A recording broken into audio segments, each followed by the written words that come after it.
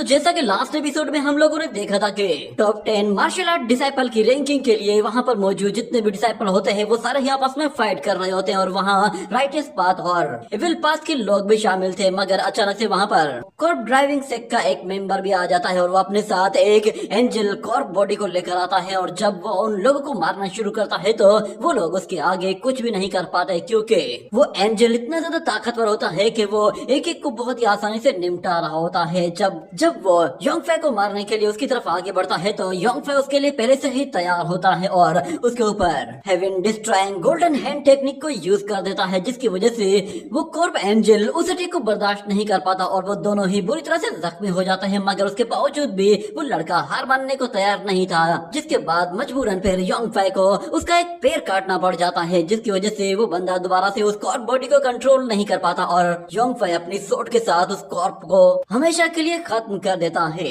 मगर हमने देखा था कि कॉर्प ड्राइव सेक्ट का वहाँ पर एक मास्टर भी आ गया था और वो अपने बेटे को लेकर वहाँ से चला गया था। और अगले सीन में हमें दिखाया जाता है योंगफे दोबारा से उसी ओल्ड मास्टर के पास आता है और उससे कह रहा होता है कि मैं कॉर्प ड्राइव सेक्ट की ओपनिंग सेरेमनी में जाना चाहता हूँ, जिस पर वो मास्टर उससे कहता है कि आखिर तुम्हें वहाँ जाने की क्या जरूरत है।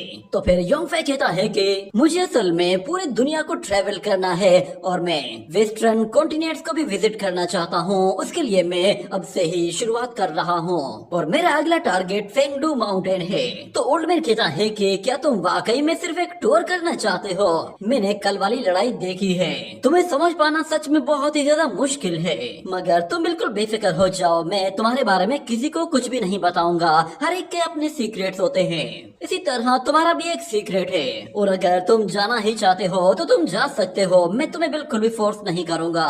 मगर मैं तुम्हें इतना बता दूं कि अगर तुम कॉर्प ड्राइव सेक्ट जा रहे हो तो फिर वहाँ मौजूद 3 एंशिएंट कॉर्प से बचकर रहना। मुझे पूरा यकीन है वो 3 कॉर्प बॉडीज अभी भी मौजूद होंगी। ये सुनकर योंगफे हैरान हो जाता है कि एंशिएंट कॉर्प बॉडीज वो अभी भी मौजूद हैं। तो ओल्ड मैन बताता है कि हाँ, उन एंशिएंट कॉर्प बॉडीज ने एक मर्तबा हेवन गॉड्स तक को मार डाला था।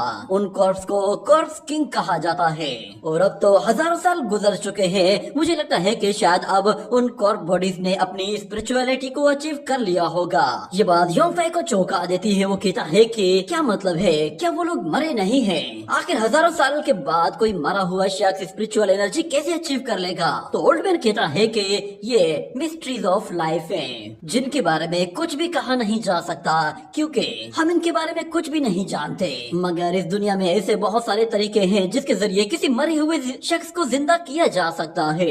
ऐसे बहुत सारे जीनियस लोग आज भी इस दुनिया में मौजूद हैं जो कि सोल्स के सीक्रेट को जानते हैं। हमें हमेशा पता नहीं चल पाता कि हम लोग जो लाइफ जी रहे हैं ये हमारी फर्स्ट लाइफ है या फिर हमारी सेकंड लाइफ है। हम लोगों को बस हमेशा सीक्रेट्स की तलाश रहती है जिसके जरिए हमें पता चल सके कि आखिर चल क्या रहा है। मगर मैं तुम्हें बता दूं कि जब हमें जिंदगी की सच्चाई पता चल जाती है तो हमें फिर उसकी कीमत चुकानी पड़ती है। मगर ये सब कुछ छोड़ो, मैं लास्ट बैटल की वजह से काफी ज्यादा इंजर्ड हो गया था। क्यों ना तुम मेरे साथ थोड़ा सा डिवाइन ब्लड शेयर करो ताकि मैं जल्द से जल्द हील हो सकूं। ये सुनकर योंगफे कहता है कि ये ओल्ड मैन तो सच में पागल है, इसे अपने नुकसान की कोई परवाह नहीं। अगले सीन में हमें दिखाया जाता है कि बाहर 2 लोग आपस में बातें कर रहे होते हैं और उनमें से एक मास्टर बता रहा होता है कि फेंगडू माउंटेन के बारे में बहुत सारी बातें चल रही है। उनकी ओपनिंग सेरेमनी में बहुत कुछ दिखाया जा सकता है। मुझे लगता है कि शायद वहाँ पर हेवी यिन एनर्जी होगी। वो अपने साथ मौजूद उस यंग लड़के को कह रहा होता है कि तुम वहाँ जाना चाहते हो तो चले जाओ, मगर संभल कर रहना क्योंकि वो लोग कॉर्प बॉडीज को कंट्रोल करते हैं। इसलिए फेंगडू माउंटेन बहुत ही खतरनाक जगह है। उन लोगों ने फेंगडू माउंटेन को ही चुना है क्योंकि डोंगचू किंगडम के ईस्ट एंड वेस्ट के बीच में जो जगह सबसे ज्यादा खतरनाक है वो फेंगडू माउंटेन ही है, क्योंकि वहाँ पर न जाने कितने लोग एंशिएंट टाइम से दफन हैं। मगर योंगफे उन लोगों को इग्नोर करके जैसे ही वहाँ से जाने लगता है और दरवाजा खोल रहा होता है तो उसे कुछ फील होता है, जिस पर वो कहता है कि तो वो लड़की फिर से आ गई। जैसे ही वो अंदर झांकता है तो अंदर उस लड़की का भाई बैठा हुआ होता है और वो योंगफे को देखते ही कहता है कि ब्रदर, तो हम लोग फिर से मिल रहे हैं। तो योंगफे उससे कहता है कि अरे ये तो तुम हो, मुझे लगा कोई चोर है। ये सुनते ही वो लड़का भी थोड़ा सा हिल जाता है, मगर बाद में हंसते हुए योंगफे की बात को इग्नोर कर देता है, मगर योंगफे उसे आड़े हाथों लेते हुए कहता है कि तुम यहाँ क्या कर रहे हो, तुम्हें तो कहीं और जाकर अपनी नाइट स्पेंड करनी चाहिए थी, कहीं तुम मेरे साथ तो नाइट स्पेंड नहीं करने वाले। ये सुनते ही वो लड़का कहता है कि ब्रदर तुम तो बिल्कुल स्ट्रेट फॉरवर्ड हो, जो मुंह में आता है बोल देते हो। मैं सिस्टर नानगोंग का ब्रदर गोंग जिन हूँ। मैं भी अपनी सिस्टर की ही तरह थोड़ा बहुत मीठा हूँ, मगर मैं अपनी सिस्टर की तरह नहीं, मेरे अपने कुछ रूल्स हैं, और वैसे भी मैंने आज तक किसी भी लड़की को नुकसान नहीं पहुँचाया है।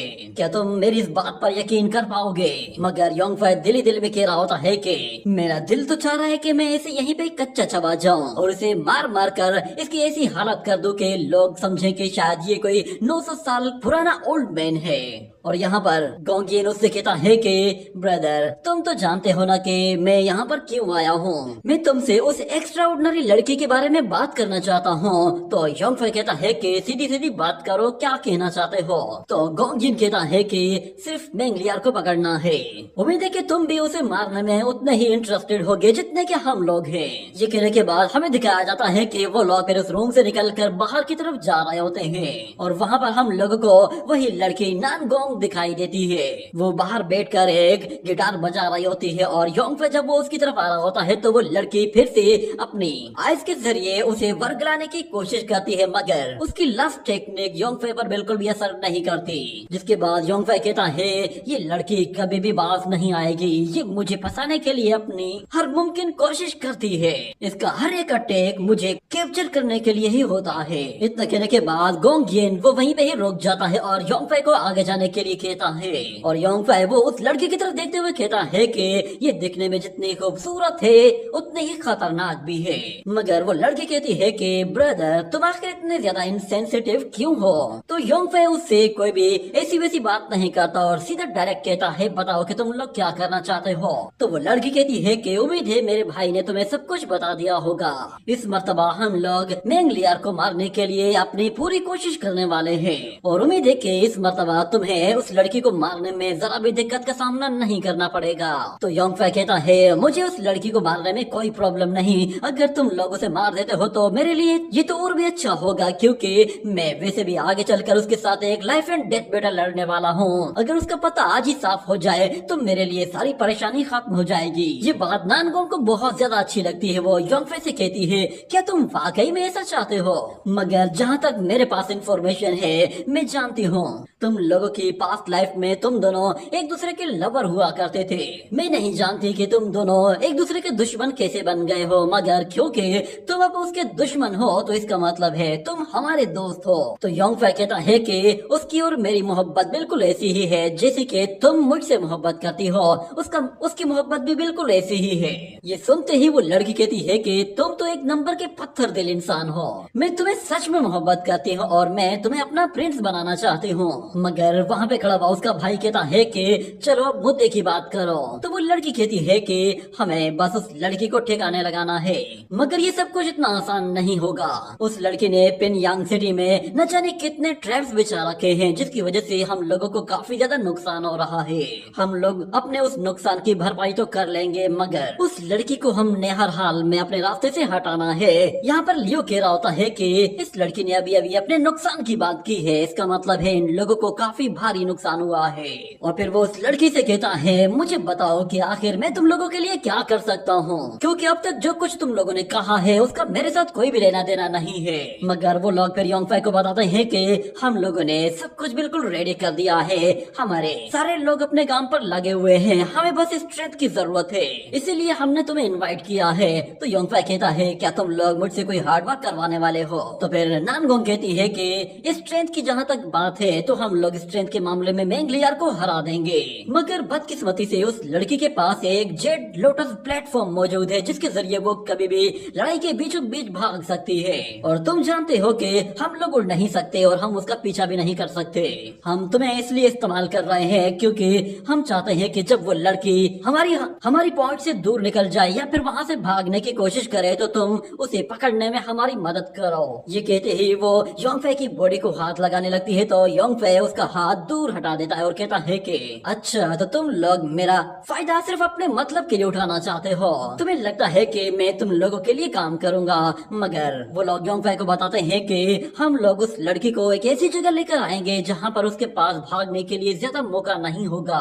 तुम चाहो तो वहाँ पर कहीं भी छुप कर उस पर हमला कर सकते हो, और चाहो तो तुम बाहर उसके सामने भी मत आना। वो लड़की बस हवा से भागने की कोशिश करेगी और हम चाहते हैं कि तुम उस वक्त अपने हैंड टेक्निक को यूज करते हुए उसे पकड़ लेना। वो लड़की बस हमारी रेंज में ही रहनी चाहिए, जब वो हमारी रेंज में होगी तो बाकी काम हम लोग खुद कर लेंगे। और फिर नानगोंग उससे कहती है, मैं जानती हूँ ये तुम्हें बिल्कुल बचकाना आइडिया लग रहा होगा, मगर हम लोगों ने हर एक चीज को पूरी देखभाल के साथ डिजाइन कर लिया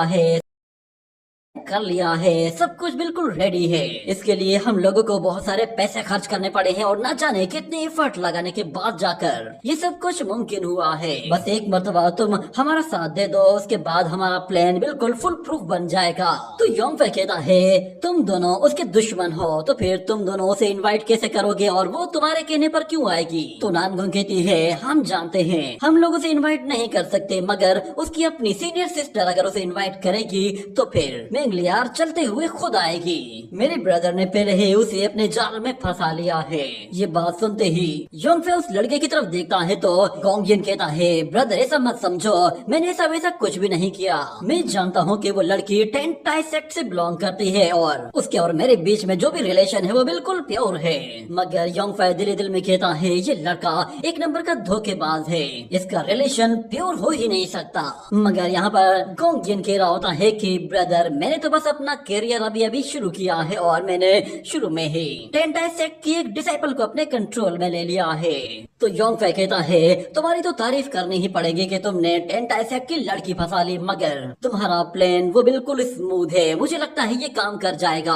और हाँ, जरा उस लड़की की स्ट्रेंथ को हल्के में मत लेना, वो लड़की स्ट्रेंथ के मामले में काफी ताकतवर है। ये सुनकर वो दोनों ही हंसना शुरू कर देते हैं और कहते हैं कि हमें मालूम है कि उस लड़की की बॉडी में सील लगी हुई है। तो योंगफै कहता है कि अगर तुम लोगों ने पहले ही प्लान बना लिया है और तुम लोगों ने उसे इनवाइट करने का भी सोच लिया है तो फिर मुझे इसमें कोई भी प्रॉब्लम नहीं है। और ऊपर से वैसे भी मेंगलियार की बॉडी में सील लगी हुई है तो वो ज्यादा पावर को यूज भी नहीं कर सकती। और नानगोंग से बताती है कि वो लड़की अपनी सील हटा भी नहीं सकती, क्योंकि ऐसी क्रिटिकल मूवमेंट में वो कभी भी अपनी सील को अनलॉक नहीं करेगी, खास तौर पर जब वो उदास होती है। और हम लोग इसी मौके का ही फायदा उठाएंगे। कल दोपहर में उस लड़की का शिकार किया जाएगा, तुम इसके बारे में क्या कहते हो? ये कहने के साथ ही ये सीन यहीं पे ही कट हो जाता है। अगले सीन में हमें दिखाया जाता है कि मेंगलियार की सीनियर सिस्टर वो उसे पिंगयान सिटी से काफी दूर ले आई थी, जिस पर मेंगलियार कहती है कि मुझे यहाँ पर कुछ भी ठीक नहीं लग रहा। मेंगलियार अपनी सिस्टर से कहती है कि ये जगह मुझे ठीक नहीं लग रही, यहाँ पर कुछ ना कुछ तो गड़बड़ है, आखिर श्वानजेंग और बाकी लोग कहाँ पर हैं और उन लोगों ने हमें यहाँ पर इनवाइट क्यों किया है? तो उसकी सिस्टर कहती है, तुम बेफिक्र हो जाओ, तुम कुछ ज्यादा सोचने लगी हो, हम लोग जहाँ पर जा रहे हैं वहाँ पर ऑलरेडी बहुत सारे लोग मौजूद होंगे। वो लोग चाहते थे कि हम लोग सीक्रेट जगह पर जाकर मिलें ताकि किसी को भी हमारी सीक्रेट मीटिंग के बारे में कुछ पता न चले। अगर हम लोग किसी और को अपने साथ लेकर आ जाते तो हम लोग बहुत ही आसानी से एक्सपोज हो जाते। ये सुनकर वो लड़की उदास से हो जाती है, जैसे कि उसे अपनी सीनियर सिस्टर के बारे में पता चल गया हो कि वो उससे झूठ बोल रही है। मगर हमें दिखाया जाता है कि वहाँ पर एक दरख्त के ऊपर योंगफै छुप कर बैठा हुआ होता है और वो जब उन लोगों को वहाँ पर आते हुए देखता है तो वो उस लड़की के बारे में कहता है कि आखिर टेंटाई सेक्ट क्या चीज है, यहाँ पर तो एक से बढ़कर एक खूबसूरत लड़की है। मेंगलियार की सीनियर सिस्टर तो मेंगलियार से भी ज्यादा खूबसूरत निकल आई, पर मेंगलियार को क्या हुआ है, ये इतनी उदास क्यों लग रही है? इतने में हमें दिखाया जाता है कि नानगोंग वो फौरन से उन लोगों के सामने आ जाती है और मेंगलियार से कहती है, मैं तुम लोगों का कब से यहाँ पर वेट कर रही हूँ। तो फिर मेंगलियार कहती है, मुझे लगा ही था, मैं भी तुम्हारे साथ ही दो दो हाथ करना चाहती थी ताकि तुम्हारे साथ सारा हिसाब किताब चुकता कर दूं। तो नानगोंग कहती है, उम्मीद है कि तुम्हें बुरा नहीं लगा होगा क्योंकि हमने तुम्हारी ही सीनियर सिस्टर को तुम्हारे खिलाफ भड़का कर तुम्हें यूज किया है। तो मेंगलियार कहती है, मैंने पहले ही इस चीज का अंदाजा लगा लिया था, मुझे लगा ही था कि कुछ न कुछ गड़बड़ जरूर होगी। मगर मेंगलियार की सिस्टर कहती है, अगर तुम्हें पता था तो फिर तुम भागी क्यों नहीं? तो मेंगलियार कहती है, मैं बस तुम पर यकीन करना चाहती थी कि तुम मुझे धोखा नहीं दोगी, ना ही हमारे टेंटाई सेक्ट के साथ गद्दारी करोगी। मैंने पहले ही सब कुछ सेंस कर लिया था, मगर उसके बावजूद भी मैंने ये रिस्क लिया था। मैं जानती हूँ तुम काफी ज्यादा डिससेटिस्फाइड हो क्योंकि मास्टर ने यूलान टाई तुम्हें देने के बजाय मुझे दे दी है और मैं मास्टर का माइंड बिल्कुल भी चेंज नहीं कर सकती। इतना कहने के बाद वो फिर से उसे पास्ट की मेमोरीज याद दिलाती है और कहती है कि जब मैं सेट में न्यू आई थी उस वक्त मैं बिल्कुल अकेली थी। मेरा इस दुनिया में कोई भी नहीं था। उस वक्त तुम अकेली लड़की थी जो कि मेरा ख्याल रखती थी और तुम ही थी जो कि मुझे सब लोगों से बचाती भी थी। और जब मैं पानी में गिर गई थी तो उस वक्त तुमने ही मुझे वहाँ से बाहर निकाला था। मुझे तुमसे कोई भी कंप्लेन नहीं है। तुमने जो कुछ भी किया है वो किसी वजह की वजह से ही किया होगा। मगर वांग लिन कहती है कि जूनियर सिस्टर अब थोड़ा बड़ी हो जाओ, हमारा बचपन गुजर चुका है। भले ही तुमने रुथलेस वे को चुना है मगर तुम्हारे बिहेवियर से साफ पता चल रहा है कि तुम्हारे अंदर रुथलेस नहीं है। तुम बाकी लोगों की तरह ही बिल्कुल इमोशनल हो। मगर मैंगलिया कहती है कि सिस्टर अगर तुम वाकई में एक पोजीशन लेना चाहती हो तो मैं तुम्हारी खातिर मास्टर से बात करूंगी ताकि वो तुम्हें एक हाईएस्ट रैंकिंग की पोजीशन दे दे। उन लोगों की बातें सुनते हुए योंगफे हैरान होता है और वो कहता है कि यकीन नहीं आता कि इन लोगों ने रुथलेस वे को प्रैक्टिस किया है। यही वजह है कि इन लोगों की कल्टीवेशन इतनी ज्यादा इम्प्रूव हुई है। मगर मुझे समझ में नहीं आ रहा कि आखिर इन लोगों के अंदर इतना इफेक्शन क्यों दिखाई दे रहा है। और यहाँ पर सिस्टर वांग लिन वो कह रही होती है कि मास्टर को कहने की कोई जरूरत नहीं क्योंकि आज मैं खुद तुम्हें हरा कर ये प्रूव करूंगी कि मैं तुमसे बेहतर हूँ। ये कहते ही वो फौरन से अपनी सोट बाहर निकाल लेती है और इतने में गोंगयेन वो वहाँ पर आता है। वो कहता है कि ये लड़की दिखने में जितनी ज्यादा खूबसूरत है इसका गुस्सा उसे इतना ही खतरनाक बना देता है। और यहाँ पर मैंगलिया कहती है सिस्टर चाहे तुम मानो या ना मानो पर मैं तुम्हें आज यहाँ से लेकर ही जाऊंगी। ये कहते ही वो फौरन से अपनी सिस्टर पर हमला कर देती है और जैसे उसे पुश करती है तो वांग ली वो नीचे गिरने वाली थी मगर उसके अपनी सिस्टर वो उसे गिरने से बचाती है और उसका हाथ पकड़ लेती है। ये देखकर वांग ली को बहुत ज्यादा बुरा लगता है और वो फौरन से अपना हाथ छुड़ाकर वहाँ से पीछे हट जाती है जैसे कि वो मैंगलियार का सहारा नहीं लेना चाहती। और वो मैंगलियार को कहती है मैं तुम्हें पहले भी बता चुकी हूँ कि मुझे सहारा देने की कोई जरूरत नहीं, मैं यहाँ पे प्रूव करने आई हूँ कि मैं तुमसे बेहतर हूँ। ये कहने के साथ ही वो दोनों फिर से एक दूसरे के ऊपर हमले पर हमला करना शुरू कर देते हैं। दोनों के स्वॉर्ड स्किल्स काफी लाजवाब होते हैं और क्योंकि दोनों ही एक ही सेक्ट से बिलोंग करते थे और एक ही तरह की स्वॉर्ड टेक्निक यूज करते थे तो इसीलिए एक दूसरे को नुकसान पहुंचाना बहुत ज्यादा मुश्किल था। यहाँ पर योंगफाई वो कहता है कि अब पता चला कि नानगोंग वो इतनी कॉन्फिडेंट क्यों थी कि ये लड़की उसके खिलाफ जाएगी। इतने में गोंगजिन वो अपने फैन का इस्तेमाल करता है और नानगोंग वो अपनी मल्टी सोट टेक्निक को यूज करती है और दोनों ही फिर एक साथ मिलकर मैंगलियार को मारने के लिए उसके ऊपर अटैक कर देते हैं। मगर मैंगलियार वो न सिर्फ यहाँ पर अपनी सीनियर सिस्टर को रोक रही होती है बल्कि वो उसे पीछे धकेलते हुए फौरन से अपने चारों तरफ एनर्जी का एक बैरियर बनाकर उन अटैक्स को भी डिस्ट्रॉय कर देती है। और योंगफे कह रहा होता है कि अगर इस लड़की ने अपनी सील अनलॉक न की तो ये यहाँ पर हार जाएगी। और मैंगलियार की अपनी ही सिस्टर उससे कह रही होती है कि चाहे कुछ भी हो जाए आज तो तुम्हें हम हरा कर ही जाएंगे। ये बात सुनते ही फिर मैंगलियार सीरियस हो जाती है और फौरन से अपनी लाइटनिंग एनर्जी का इस्तेमाल करती है और हम देखते हैं कि जैसे ही वो लाइटनिंग एनर्जी को चार्ज करती है और उस एनर्जी को उन लोगों की तरफ रिलीज करती है तो वो एनर्जी वांगली को छोड़कर बाकी पीछे मौजूद दूसरे लोगों की तरफ जाकर उन लोगों को हिट करने की कोशिश करती है जिससे वो लोग पीछे हट जाते हैं। और ये बात वांगली को बहुत ज्यादा बुरी लगती है कि उसकी जूनियर सिस्टर उस पर तरस खा रही है। और योंगफे कहता है ये लड़की अपनी सीनियर सिस्टर पर हमला नहीं कर रही तो इसका मतलब है इसका बचना बहुत मुश्किल है। इसने कभी सोचा भी नहीं होगा कि इसकी अपनी ही सिस्टर वो इसके साथ ऐसा कुछ करने वाली है। मगर क्योंकि अब ये यहाँ पर फंस गई है तो इसका अब यहाँ से निकलना मुमकिन नहीं। और ऊपर से हम देखते हैं कि नानगोंग वो दोबारा से अपनी मल्टी सोट टेक्निक को यूज करते हुए उस लड़की पर सोर्ड्स की बौछार कर देती है। मगर मैंगलियार सारी की सारी सोर्ड्स को बहुत ही आसानी से ब्लॉक करते हुए आगे बढ़ती जा रही थी। उन लोगों को लगा कि उन लोगों के अटैक इतने ज्यादा ताकतवर हैं कि उन लोगों ने मैंगलियार को जरूर हर्ट किया होगा। पर मैंगलियार तो बहुत ही आसानी से अपने लोटस के साथ बाहर आ जाती है और उस लोटस प्लेटफॉर्म के रिंग्स का इस्तेमाल करती है तो वो रिंग्स मल्टीप्लाई होकर उन लोगों के ऊपर बारिश की तरफ बरसना शुरू हो जाते हैं। ये देखते ही वो दोनों बहन भाई यहाँ वहाँ भागते हुए अपनी जान बचाते हैं और फिर दोनों एक जगह मिलकर अपना एक बैरियर बना लेते हैं जिससे वो उन अटैक को रोकने की पूरी कोशिश करते हैं। मगर मैंगलियार के अटैक इतने ताकतवर होते हैं कि वो उस बैरियर को आहिस्ता आहिस्ता तोड़ना शुरू कर देते हैं। जैसे ही वो उस बैरियर को तोड़ देती है तो वो अपनी सीनियर सिस्टर से कहती है कि तुम मेरे साथ चलो, मगर इतने में वो बहन भाई पीछे से आकर उस पर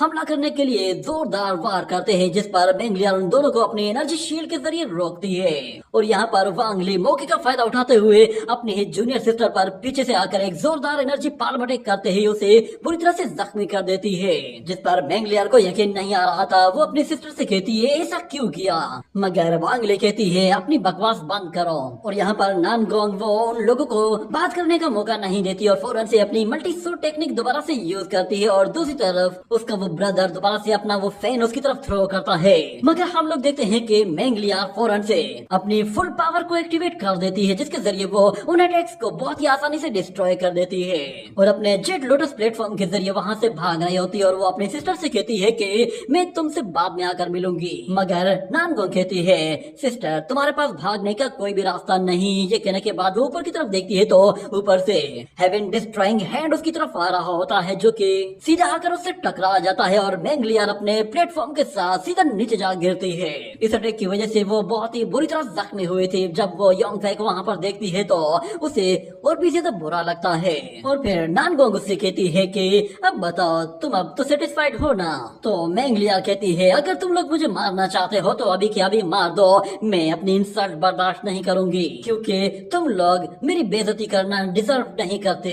मगर योंगफै कहता है कि ये लड़की काफी चालाक है, अभी भी ये लड़की कोई ना कोई तरकीब यूज कर रही है, मुझे नहीं लगता कि इसे इतनी आसानी से पकड़ा जा सकता है, जरूर इसमें भी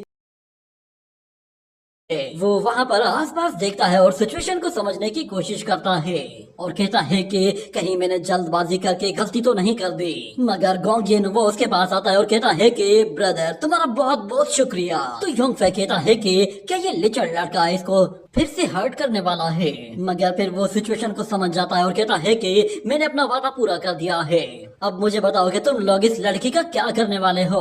हाँ ये अब हम आगे देख, हाँ ये अब हमारा मसला है। वैसे भी मैंने किसी से वादा कर रखा है कि मैं उसकी शादी इस लड़की से कराने वाली हूँ। तो नानगोंग कहती है कि हाँ अब ये हमारा मसला है, मुझे इस लड़की के लिए एक अच्छा सा हस्बैंड ढूंढना है। वैसे भी मैंने किसी के साथ वादा कर रखा है कि मैं उसकी शादी होली लैंड की एक खूबसूरत लड़की के साथ करवाऊंगी। तो योंगफै कहता है आखिर तुम लोगों को इसकी शादी करवाने की जरूरत क्या है। ये बात सुनते ही नानगोंग उसकी तरफ आती है और कहती है कि क्या तुम्हें इस लड़की में इंटरेस्ट है। मैं तुम्हें बता दूं तुम सिर्फ मेरे हो और इसलिए किसी और के बारे में तुम सोचना भी मत। ये कहने के बाद वो मेंगलियार की तरफ आती है और कहती है कि चलो मैं थोड़ा सा सोच के बताती हूँ। ये लड़की बहुत ही खूबसूरत है और ऊपर से ये राइटियस पाथ से बिलोंग करती है।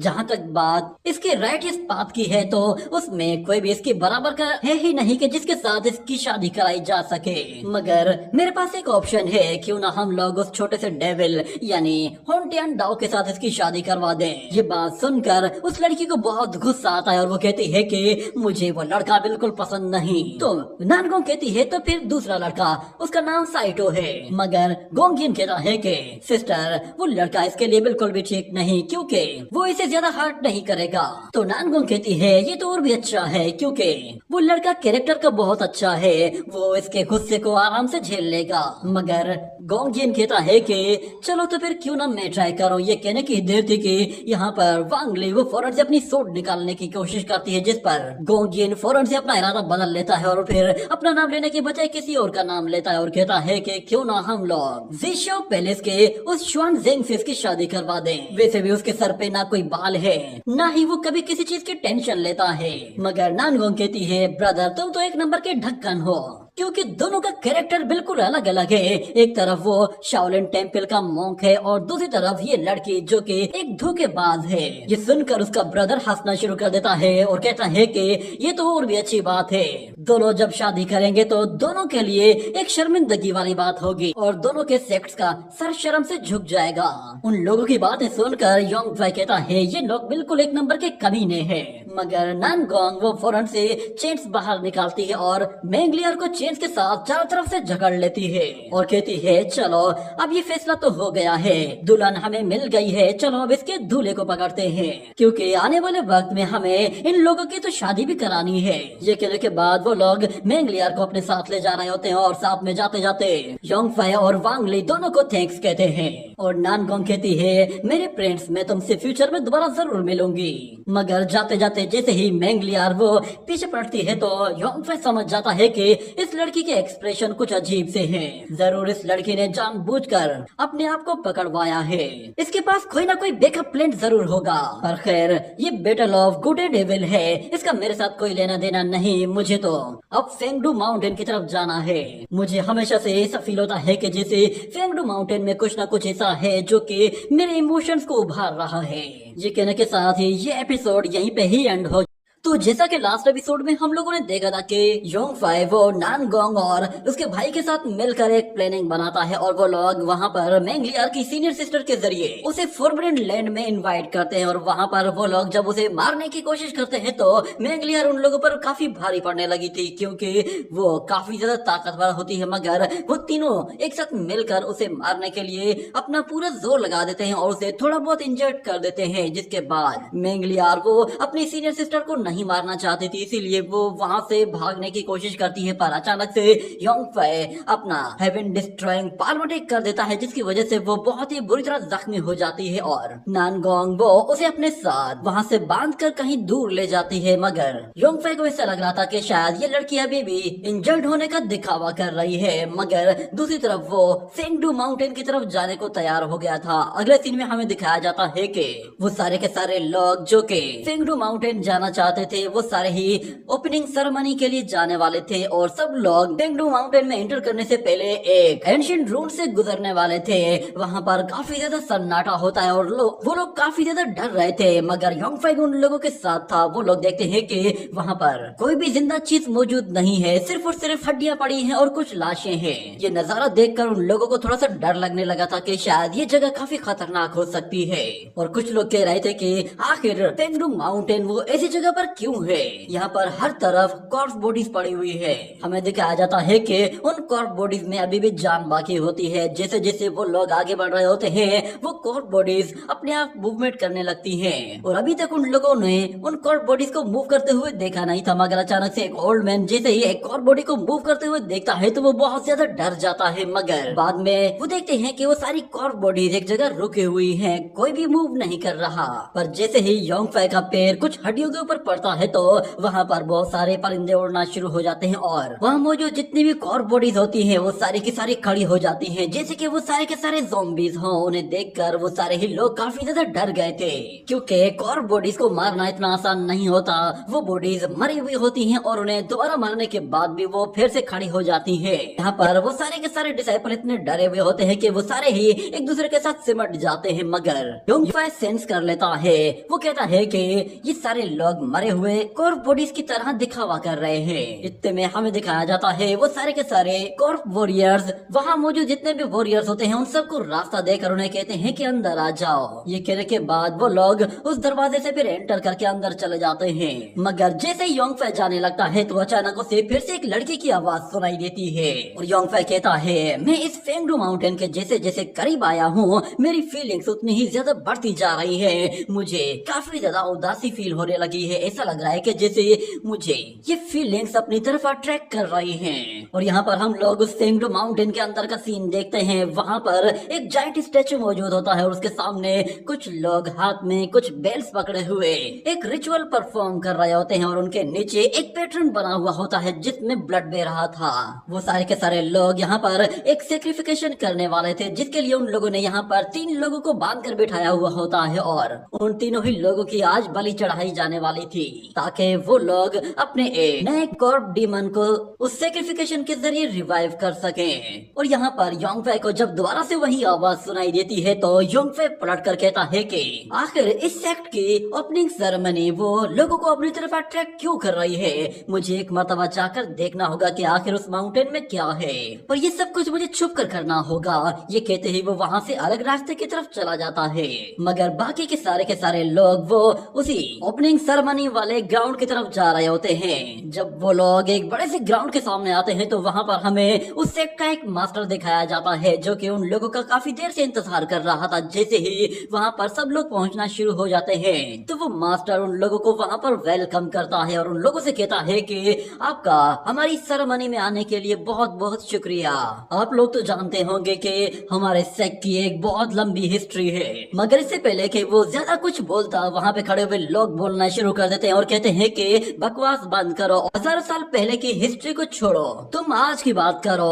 वो सेक्ट जो कि हजारों साल पहले मौजूद था वो खत्म हो चुका है। तुम कुछ बेवकूफ लोग हो जो कि एक नया सेक्ट ओपन कर रहे हो और तुम पुराने सेक्ट का नाम यूज कर रहे हो और लगता है कि शायद तुम लोगों ने उस सेक्ट के फाउंडर की कॉर्पोरेटिस को भी यूज किया है। मगर वो मास्टर उन लोगों से कहता है कि तुम लोग शांत हो जाओ। आज के दिन हम लोग किसी को भी उसकी राइटियसनेस की वजह से या उसकी इविलनेस की वजह से जज नहीं करेंगे। आज सिर्फ और सिर्फ स्ट्रेंथ के दम पर ही जज किया जाएगा।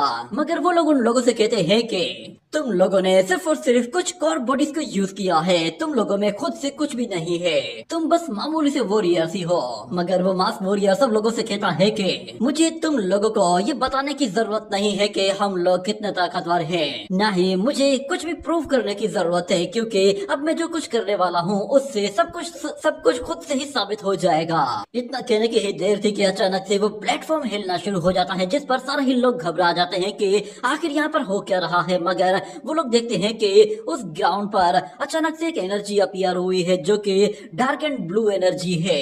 वो एनर्जी बहुत ही तेजी से घूम रही होती है और सब लोग सोच रहे होते हैं कि यहाँ पर आखिर क्या अपीयर होने वाला है। मगर हमें दिखाया जाता है कि उस एनर्जी के अंदर से एक डेड एंजल अपीयर होता है जो कि हम लोगों ने पहले भी देखा था और वहाँ पर उसके अलावा भी एक और एंजल मौजूद होता है जो कि एक लड़की की तरह लग रहा होता है और वो एंजल ऑफ विल कहलाता है। उन दोनों ही एंजल्स को देखकर सब लोग हैरान होते हैं कि इनके पास दो एंजल्स हैं। मगर यहाँ पर वो सेक्ट लीडर खड़ा होता है और वो उन लोगों से आकर कहता है कि अगर तुम लोग हमारी ताकत से सेटिस्फाइड नहीं हो तो फिर तुम लोग सामने आओ और हमसे मुकाबला करके दिखाओ। मैं भी देखना चाहता हूँ कि आखिर तुम लोगों में कितना दम है। जो भी यहाँ सबसे ज्यादा ताकतवर होगा वही इस पर राज करेगा। फाइट का सुनते ही वो सारे ही लोग चुप हो जाते हैं क्योंकि उन्हें मालूम था कि एंजल्स को हराना उनके बस की बात नहीं है।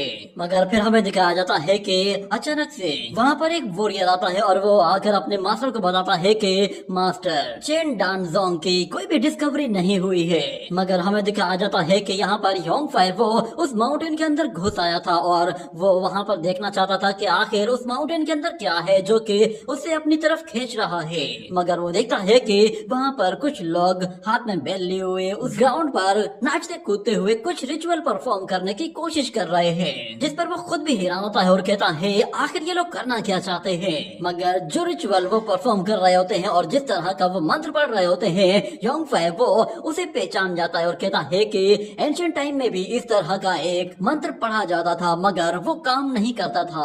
आखिर इन लोगों ने इस रिचुअल को कैसे सक्सेसफुल बनाना है।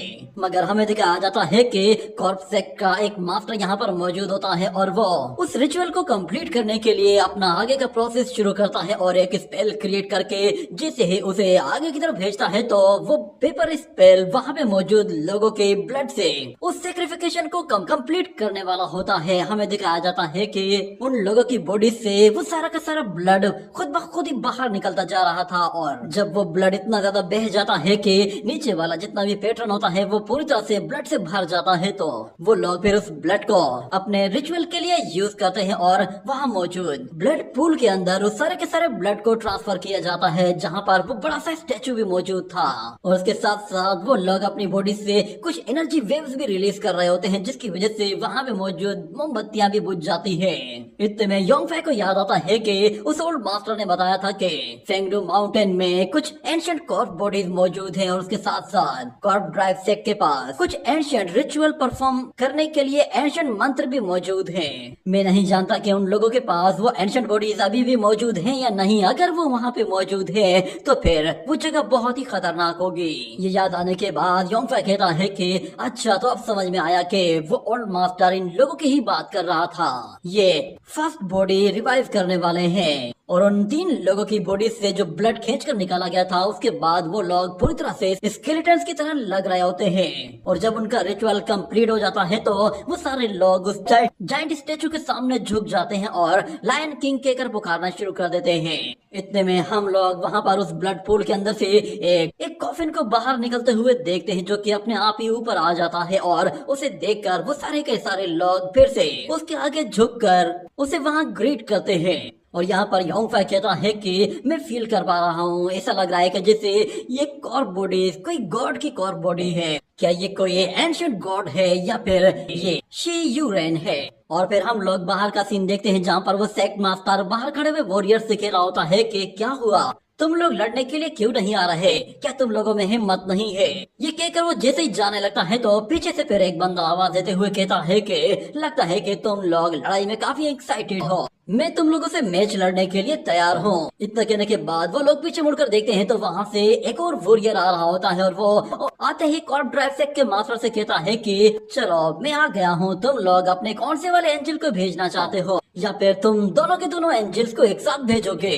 ये बात सुनकर वहाँ मौजूद लोग भी हैरान हो जाते हैं कि ये बंदा इतना एरोगेंट कैसे है, ये एक साथ दो एंजल्स को लड़ने के लिए बुला रहा है। मगर वहाँ पे मौजूद कॉर्प ड्राइव सेक्ट का वो मास्क मैन कह रहा होता है कि ये बंदा कुछ अजीब सा है, मुझे इसकी बॉडी से कोई भी एनर्जी सेंस नहीं हो रही, ये नॉर्मल ह्यूमंस की तरह तो बिल्कुल भी नहीं लग रहा। मगर कॉर्प ड्राइव सेक्ट के लोग कहते हैं कि तुम पहले अपना रियल नाम तो बताओ कि तुम्हारा रियल नाम क्या है, क्या तुम कोई की रिफाइनर हो? तो वो वॉरियर हंसते हुए कहता है कि मेरी क्या मजाल के मैं खुद से मैदान में उतरूं, मैं तो बस अपना ये छोटा सा नेक्रोमेंसर लेकर आया हूँ। हम लोग देखते हैं उसके हाथ में एक छोटा सा नेक्रोमेंसर ट्रेजर होता है जिसके अंदर बहुत ज्यादा एनर्जी होती है। उस ट्रेजर को देखकर सब लोग चौंक गए थे कि आखिर इस तरह का ट्रेजर कैसे एग्जिस्ट करता है।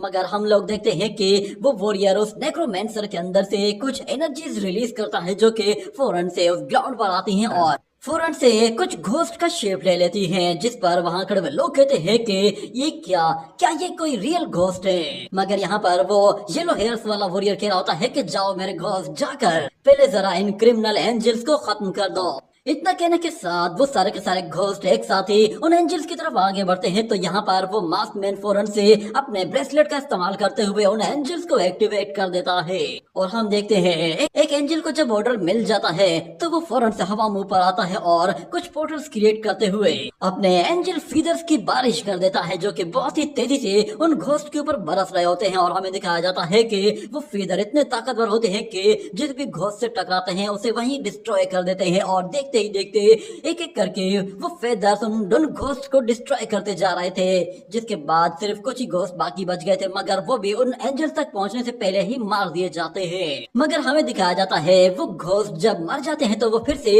एनर्जी फॉर्म में एक जगह इकट्ठे हो जाते हैं और एक कंबाइन खतरनाक बॉडी का शेप ले लेते हैं जिससे उनकी पावर कई गुना बढ़ जाती है। और यहाँ पर वो नेक्रोमेंसर वॉरियर उस ट्रेजर के जरिए दोबारा से उस बॉडी को कंट्रोल करता है और जैसे ही उस एंजल को मारने की कोशिश करता है तो वो एंजल फौरन से उसके अटैक को डॉज कर लेता है। मगर वो घोस्ट उस पर दोबारा से आकर वार करता है और इस मर्तबा भी वो एंजल पीछे हट जाता है और उस घोस्ट से जान छुड़ाने के लिए वो फिर ऊपर आकर एक बड़ी सी फॉर्मेशन क्रिएट करता है और उस घोस्ट के करीब आने का इंतजार करता है। जैसे ही वो घोस्ट उसके करीब पहुंचने वाला होता है तो वो एंजल उसके ऊपर एनर्जी की बौछार कर देता है। वो एनर्जी इतनी ज्यादा होती है कि वो घोस्ट उसे रोक तक नहीं पाता और वापस से पीछे हट जाता है। मगर हमें दिखाया जाता है कि वो एंजल दोबारा से एक बड़ी सी फॉर्मेशन क्रिएट करते हुए उस पूरे की पूरी फॉर्मेशन को ही उस घोस्ट के ऊपर दे मारता है, जिससे वो घोस्ट उससे टकराता है तो वो पूरी तरह से एनर्जी फॉर्म में बिखर जाता है।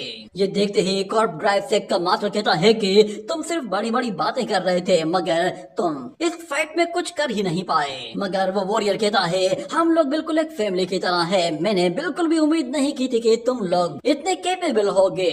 मैं बस एक छोटा सा रिसर्चर हूँ और मैंने डेड बॉडीज के ऊपर बहुत ज्यादा रिसर्च की है।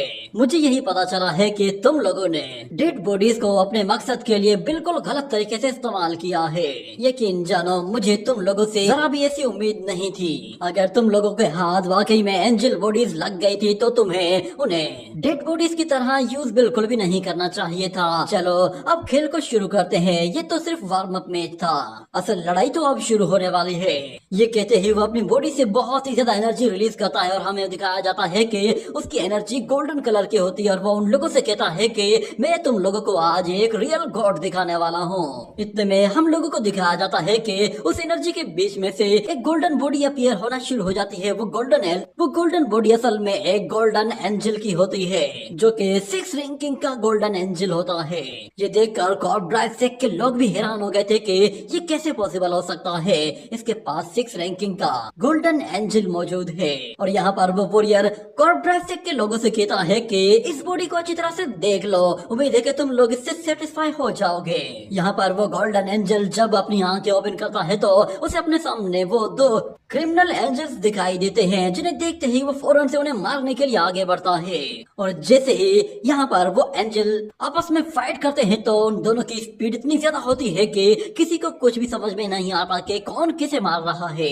मगर गोल्डन एंजल वो फौरन से अपनी एनर्जी रिलीज करते हुए उस क्रिमिनल एंजल की बॉडी के अंदर अपनी पावर को ट्रांसफर करना शुरू कर देता है और वो नेक्रोमैंसर वॉरियर अपनी एनर्जी के जरिए उस दूसरे वाले एंजल को भी कंट्रोल करने की कोशिश कर रहा था। यहाँ पर कॉर्प ड्राइव सेक का मास्टर जब ये देखता है कि वो गोल्डन एंजल उस दूसरे एंजल को कंट्रोल कर रहा है तो वो कहता है कि अब समझ में आया कि ये बंदा यहाँ पर क्यों आया है, ये हमसे हमारे ये डेड एंजल्स छीनना चाहता है। वो लोग अपने उन कॉर्प एंजल्स को वापस बुलाने की कोशिश करते हैं, मगर अब काफी देर हो चुकी थी क्योंकि वो गोल्डन एंजल उस कॉर्प एंजल को अपनी तरफ से पूरी तरह से कंट्रोल में ले लेता है।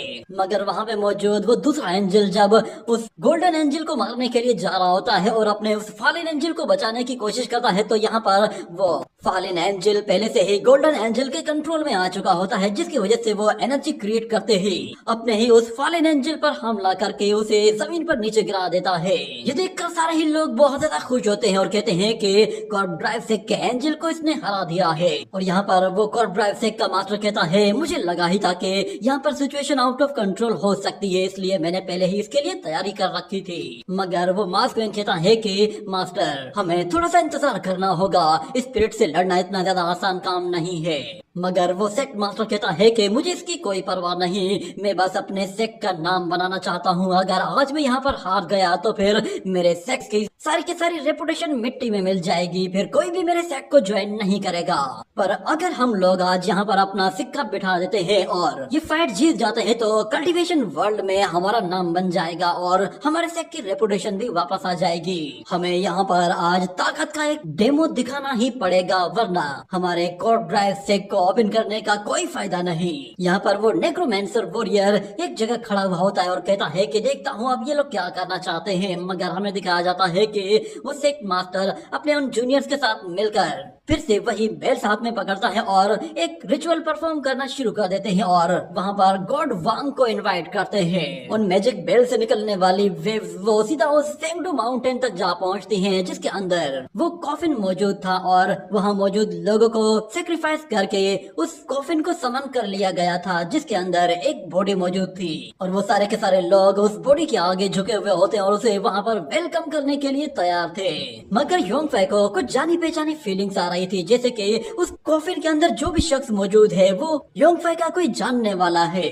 जब उस कॉफिन के अंदर से एनर्जी रिलीज होना शुरू होती है तो योंगफे वो उस एनर्जी को फील करता है और कहता है कि मास्टर क्या ये आप हैं? ये एनर्जी बहुत ही ज्यादा खतरनाक है। मगर उसे फिर से वही लेडी वॉइस सुनाई देती है, जिस पर वो कहता है कि आखिर ये वॉइस है किसकी और इस वॉइस को सुनकर मैं इतना ज्यादा इसकी तरफ अट्रैक्ट क्यों हो रहा हूँ। मगर उसे उस कॉर्प बॉडी में कुछ दिखाई देता है, उसे पता चलता है कि ये कॉर्प बॉडी असल में एक लड़की की है। उस बॉडी को देखते ही वो अजीब तरह से रिएक्ट करना शुरू कर देता है और कहता है कि मुझे इतना अजीब सा फील क्यों हो रहा है। मगर उसे फिर से एक लड़की की आवाज सुनाई देती है, वो कहती है कि मुझे अब तुम्हारी कोई जरूरत नहीं। इस बार योंगफे पहचान जाता है है कि ये आवाज किसी और की नहीं बल्कि यूशिन की है, जिस पर उसे इतना जोर का झटका लगता है कि वो हैरान रह जाता है और कहता है ये नामुमकिन है। मगर इतने में वो कॉफिन उस गुफा से निकलकर सीधे बाहर की तरफ चला जाता है, जहाँ पर वो ग्राउंड में लोग मौजूद थे और उस कॉफिन को समन कर रहे थे। और योंगफे भी उसके पीछे पीछे वहाँ पर उस ग्राउंड की तरफ चला जाता है। जब वो देखता है कि वो कॉफिन बाहर आ गया है तो अचानक से क्लाउड्स पूरी तरह से रेड हो जाते हैं और मून भी पूरा का पूरा रेड हो गया था। यहाँ पर जमीन के नीचे से रेड फ्लावर्स निकलना शुरू हो गए थे और जैसे ही वो कॉफिन नीचे आकर उन लोगों के सामने पहुंचता है तो वो सेक्ट मास्टर हंसते हुए कहता है कि तो फाइनली उसकी एंट्री हो ही गई है। वो वहाँ पे मौजूद सब लोगों से कहता है कि आओ और आकर देख लो, आज तुम लोगों को अंदाजा हो जाएगा कि मेरे सेक्ट की पावर क्या है। हमारा सेक्ट वो कल्टीवेशन किंग है। और योंगफे वो उस कॉफिन के बिल्कुल करीब आकर खड़ा हुआ था। वो देखता है कि वो कॉफिन ओपन होने लगा है, मगर उससे पहले वहाँ पर उसे कुछ रेड फ्लावर्स दिखाई देते हैं जो कि उस कॉफिन के आसपास मौजूद थे। जैसे ही वो कॉफिन खुलता है तो उसके अंदर से एक लड़की का हाथ बाहर निकल आता है और वो लड़की जब बाहर आती है तो वो सीधा एक बड़े से रेड फ्लावर के ऊपर आकर खड़ी हो जाती है। और हम लोग देखते हैं वो लड़की असल में रेड ड्रेस में होती है और योंगफे उसे देखते ही पहचान जाता है कि ये लड़की कोई और नहीं बल्कि उसकी ही यूशिन है, उसकी सबसे पहली मोहब्बत, जिसके बाद उसे पास्ट लाइफ वाली बातें याद आती हैं जब यूशिन ने मरते हुए उससे कहा था कि जब तुम बूढ़े हो जाओगे तो क्या तुम मुझे भूल तो नहीं जाओगे, मुझे हमेशा याद रखना, मेरा नाम यूशिन है। ये कहने के साथ ही ये एपिसोड यहीं तो जैसा कि लास्ट एपिसोड में हम लोगों ने देखा था कि योंगफे वो फेंगडू माउंटेन में जाता है क्योंकि वहाँ पर कॉर्प ड्राइव सेक्ट वो अपने सेक्ट की ओपनिंग सेरेमनी कर रहा था और वहाँ पर वो लोग एक डेथ एंजल को भी समन कर लेते हैं जो कि अपने साथ एक और एंजल को भी लेकर आता है। मगर हम लोगों ने देखा था कि वहाँ पे मौजूद वॉरियर्स में से एक वॉरियर एक गोल्डन सोल एंजल को समन करता है जो कि बहुत ही ज्यादा ताकतवर होता है और वो वहाँ पे मौजूद एक एंजल को पूरी तरह से अपने कंट्रोल में कर लेता है और वहाँ पे मौजूद दूसरे कॉर्प एंजल को मार डालता है। ये देखते ही फिर कॉर्प ड्राइव सेक्ट के लोगों ने यूशिन की बॉडी को समन किया था तो यूशिन का कॉफिन वहां पर आ जाता है और जैसे ही उसके अंदर से यूशिन बाहर निकलती है तो योंगफे उसे देखकर हैरान हो जाता है कि ये तो मेरी यूशिन है। उस लड़की को देखते ही योंगफे के इमोशंस फिर से जाग जाते हैं, उसे फिर से पुरानी मेमोरीज याद आने लगती हैं और वो कहता है कि यकीन नहीं आता कि इन लोगों ने अपना कॉर्प किंग यूशिन को बनाया है। मगर यहाँ पर हम लोग जब यूशिन को देखते हैं तो वो पूरी तरह से एविलनेस से भरी हुई होती है और वो नीचे उस एंजल की तरफ देखती है तो उस एंजल के अंदर एक अजीब सा खौफ आता है और वो वहाँ से अपनी जान बचाकर भागने की कोशिश करता है तो यूशिन बस अपनी फिंगर के जरिए हल्की सी एनर्जी रिलीज करती है तो हम देखते हैं वो एनर्जी फ्लावर लीव्स के साथ उस एंजल से जाकर टकराती है और उसकी बॉडी के आर पार निकल जाती है जिससे वो एंजल वहीं पे ही ढेर हो जाता है और जैसे ही नीचे गिरता है तो उसकी बॉडी में से वो गोल्डन सोल अपने आप ही बाहर निकल आती है। जिसके बाद वहाँ पे मौजूद वो वॉरियर उस सोल को पकड़कर उस नेक्रोमेंसर के अंदर बंद कर देता है और कहता है कि सिचुएशन यहाँ पे अब खराब होती जा रही है, मुझे जल्द से जल्द यहाँ से निकल जाना चाहिए। ये कहते ही वो उस सोल को और उस नेक्रोमेंसर को लेकर वहाँ से चला जाता है। जिसके बाद अचानक से मैदान में योंगफे कूद पड़ता है और सब लोग हैरान हो जाते हैं कि अभी से क्या हुआ है और कुछ लोग कहते हैं अरे नहीं, ये तो फिर से पागल हो गया है। योंगफे की बॉडी से रेड एनर्जी और निकल रहा होता है जिसे देखकर वो यंग मास्टर भी डर सा जाता है और वो कहता है कि लगता है ये हमारे कॉर्प ड्राइव सेक्ट के साथ फिर से पंगा लेने की कोशिश कर रहा है। मगर हम देखते हैं योंगफे का गुस्सा सर चढ़कर बोल रहा होता है, उसे ये बात बिल्कुल भी हजम नहीं हो रही थी कि इन लोगों ने यूशिन की बॉडी का ये हाल कर दिया है। वो उन सब लोगों से कहता है कि तुम सब लोग मेरे सामने सिर्फ और सिर्फ चूंटियों की तरह हो, मैं तुम सबको यहाँ पर खत्म करके जाऊंगा। मगर जब वो ऊपर की तरफ देखता है तो वहाँ पर यूशिन होती है और यूशिन जब उसका चेहरा देखती है तो उसे अजीब सा फील होने लगता है और उसकी इविलनेस अचानक से गायब हो जाती है। और यहाँ पर वो यंग मास्टर अपने फादर को बता रहा होता है कि पिनयांग सिटी में जिस बंदे ने हमारे एंजल को मारा था वो यही लड़का है, इसलिए हमें इसे यहाँ से जाने नहीं देना चाहिए। तो फिर वह मास्क मैन कहता है ओ अच्छा, तो ऐसा है। मगर यहाँ पर योंग फाई वो उन लोगों से कह रहा होता है कि तुम लोग जरा अपने इन कॉर्प्स को देखो तो सही, मैं तुम लोगों को तुम्हारी इन कॉर्प्स के साथ मिट्टी में मिला कर जाऊंगा। मगर कॉर्प ड्राइव सेक का वो मास्टर कहता है कि तुम्हारे अंदर अब भी काफी दम है, सोचा नहीं था कि तुम इतनी बड़ी बातें करोगे। खैर वैसे भी हमारे कॉर्प ड्राइव सेक की एक कॉर्प किंग यहाँ पर मौजूद है। वैसे भी जब भूखा शेर नींद से उठता है तो वो पहले शिकार को दौड़ता है, तो फिर क्यों ना हम लोग अपने कॉर्प किंग को तुम्हारा शिकार करने दें। जब तुम्हें सबक मिल जाएगा तो फिर उसके बाद बाकी लोगों की अकड़ भी अपने आप ही ठिकाने लग जाएगी।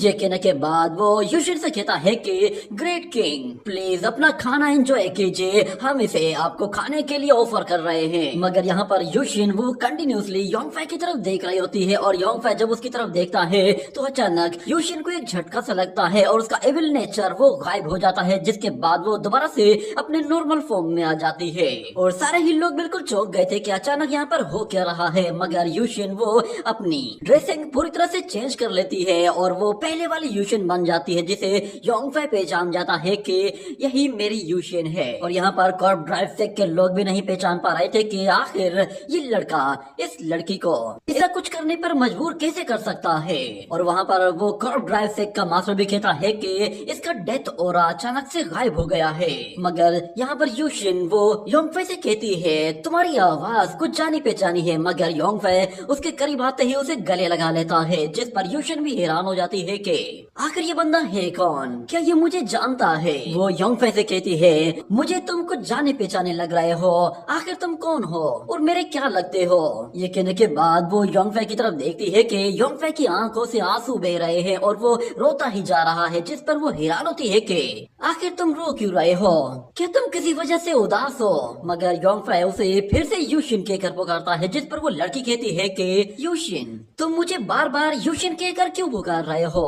तो योंग फाई उससे कहता है मेरा नाम योंग फाई है, मैं तुम्हारा योंग फाई हूँ, तुम यूशिन हो। ये सुनते ही वो लड़की कहती है अच्छा ये नाम कुछ जाना पहचाना है, मगर मुझे अभी भी याद नहीं आ रहा कि ये नाम मैंने कब और कहाँ सुना है। वो योंग फाई से कहती है कि मैंने बस अभी अभी सोचना शुरू किया है, मुझे याद नहीं आ रहा कि ये नाम मैंने पहले कब सुना था।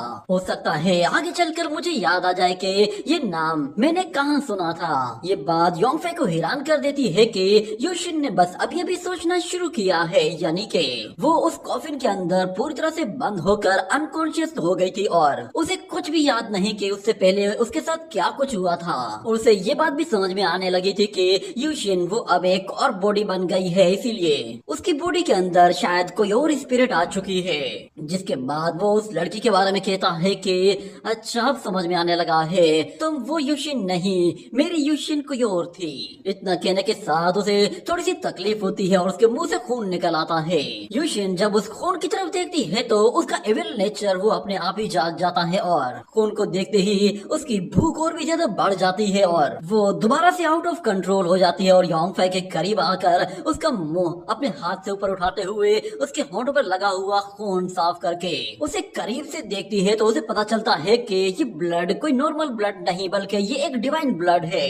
वो उसे स्मेल करने की कोशिश करती है तो योंग फाई उसे मना करता है कि ऐसा मत करो, मगर वो लड़की उसकी बात नहीं मानती और कहती है तुम्हारा ब्लड तो बहुत ही खास है। मगर दूसरी तरफ हमें उस सेक्ट मास्टर को दिखाया जाता है, वो समझ जाता है कि योंग फाई का इस लड़की के साथ कोई ना कोई कनेक्शन जरूर है।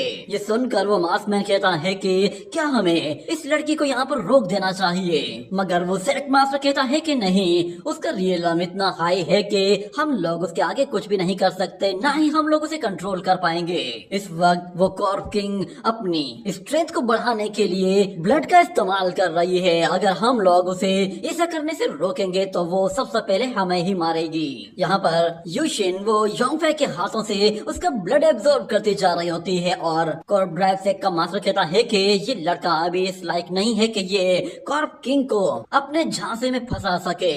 और जहाँ पर यूशिन जितना ब्लड एब्जॉर्ब करती जा रही होती है उसे और भी ज्यादा मजा आ रहा होता है, क्योंकि डिवाइन ब्लड बहुत ज्यादा डिलीशियस होता है और वो कहती है कि तुम्हारा ब्लड सच में बहुत खास है।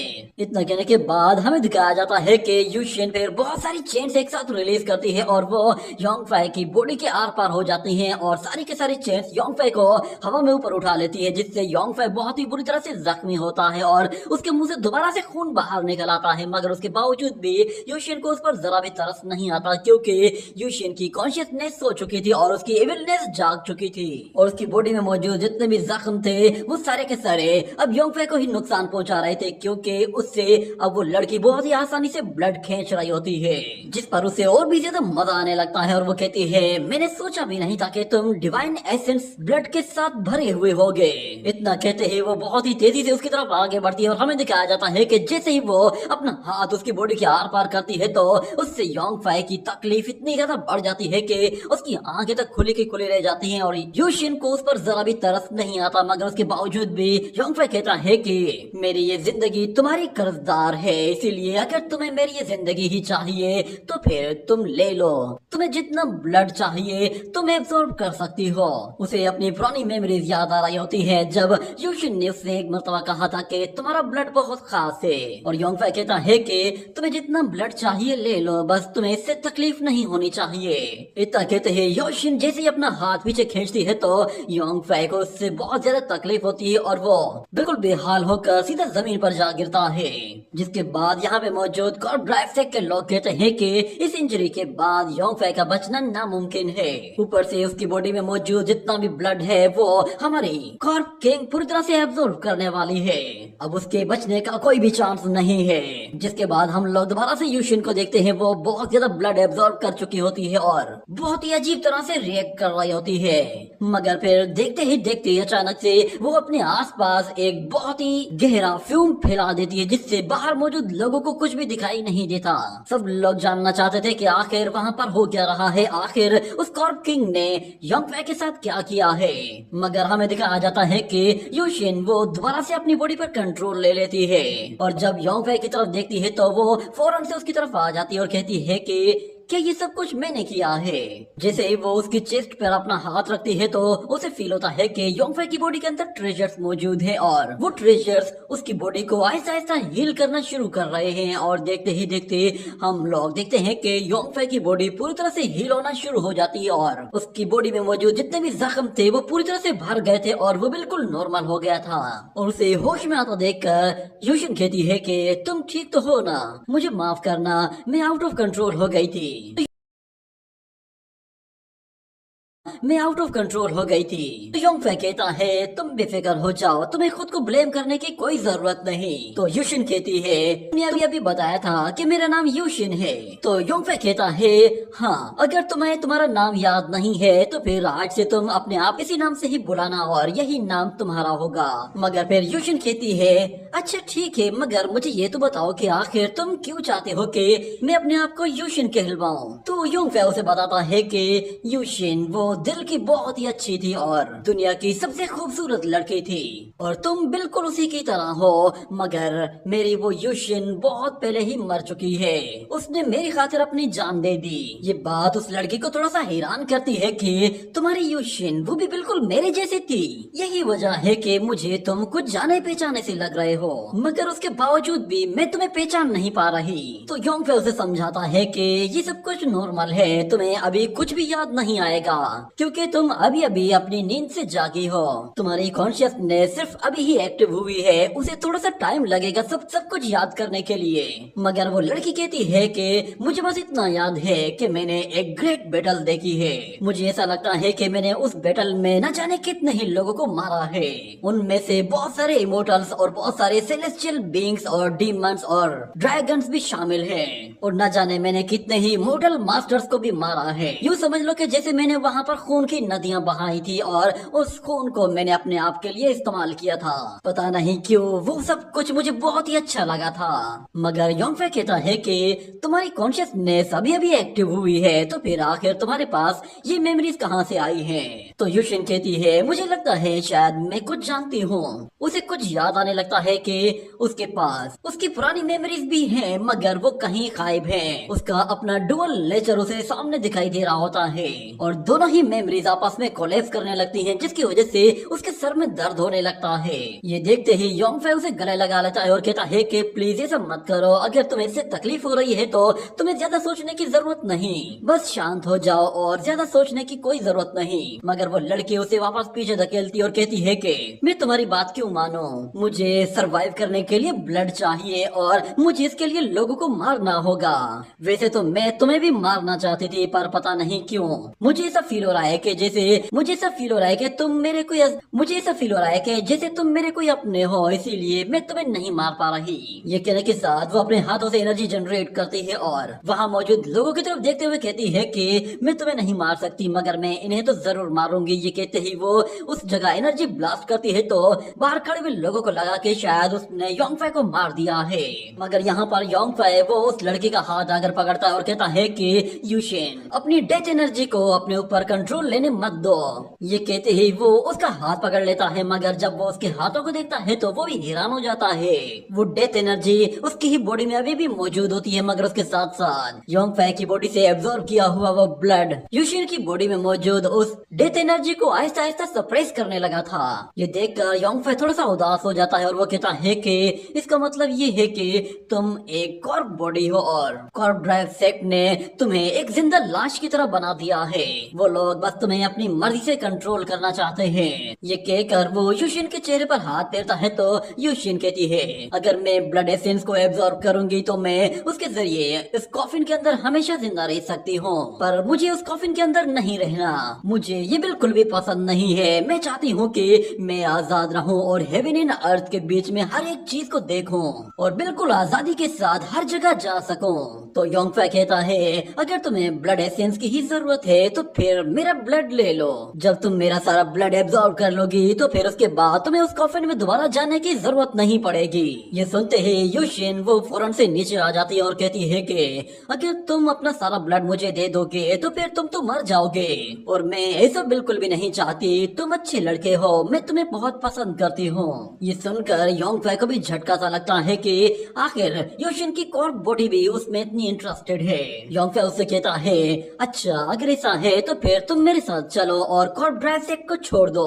तो यूशिन कहती है, मैं बस अभी होश में आई हूँ और मैंने अपनी फुल स्ट्रेंथ को रिकवर भी नहीं किया है और ऊपर से इस कॉर्प ड्राइव सेक्ट में मुझसे भी ज्यादा ताकतवर लोग मौजूद हैं और वो मुझे इतनी आसानी से यहाँ से जाने नहीं देंगे। ये सुनकर योंगफे समझ जाता है कि ये उन बाकी के दो एंशिएंट कॉर्प बॉडीज की बात कर रही है, पर यहाँ पर यूशिन उससे वादा करती है कि जैसे ही मैं अपनी बॉडी में मौजूद इस डेथ एनर्जी को अपने आप से रिमूव कर लूंगी उसके बाद मैं तुम्हारे पास जरूर आऊंगी। उसके बाद फिर मुझे किसी से भी डरने की कोई जरूरत नहीं, ना कोई मुझे रोक पाएगा ना ही कोई मुझे कंट्रोल कर पाएगा। तो योंगफे कहता है, अगर ऐसा है तो फिर मैं फेंगडू माउंटेन के करीब तुम्हारा इंतजार करूंगा। तुम अपनी बॉडी में मौजूद उस डेथ एनर्जी को अपने आप से अलग कर दो। मैं तब तक तुम्हारा इंतजार करता रहूंगा जब तक तुम कॉर्प ड्राइव सेक्ट को छोड़कर मेरे पास वापस नहीं आ जाती। ये सुनकर वो लड़की उसकी हाँ में हाँ मिलाती है और कहती है कि ठीक है, मगर योंगफे उससे प्रॉमिस लेना चाहता था और उसके लिए वो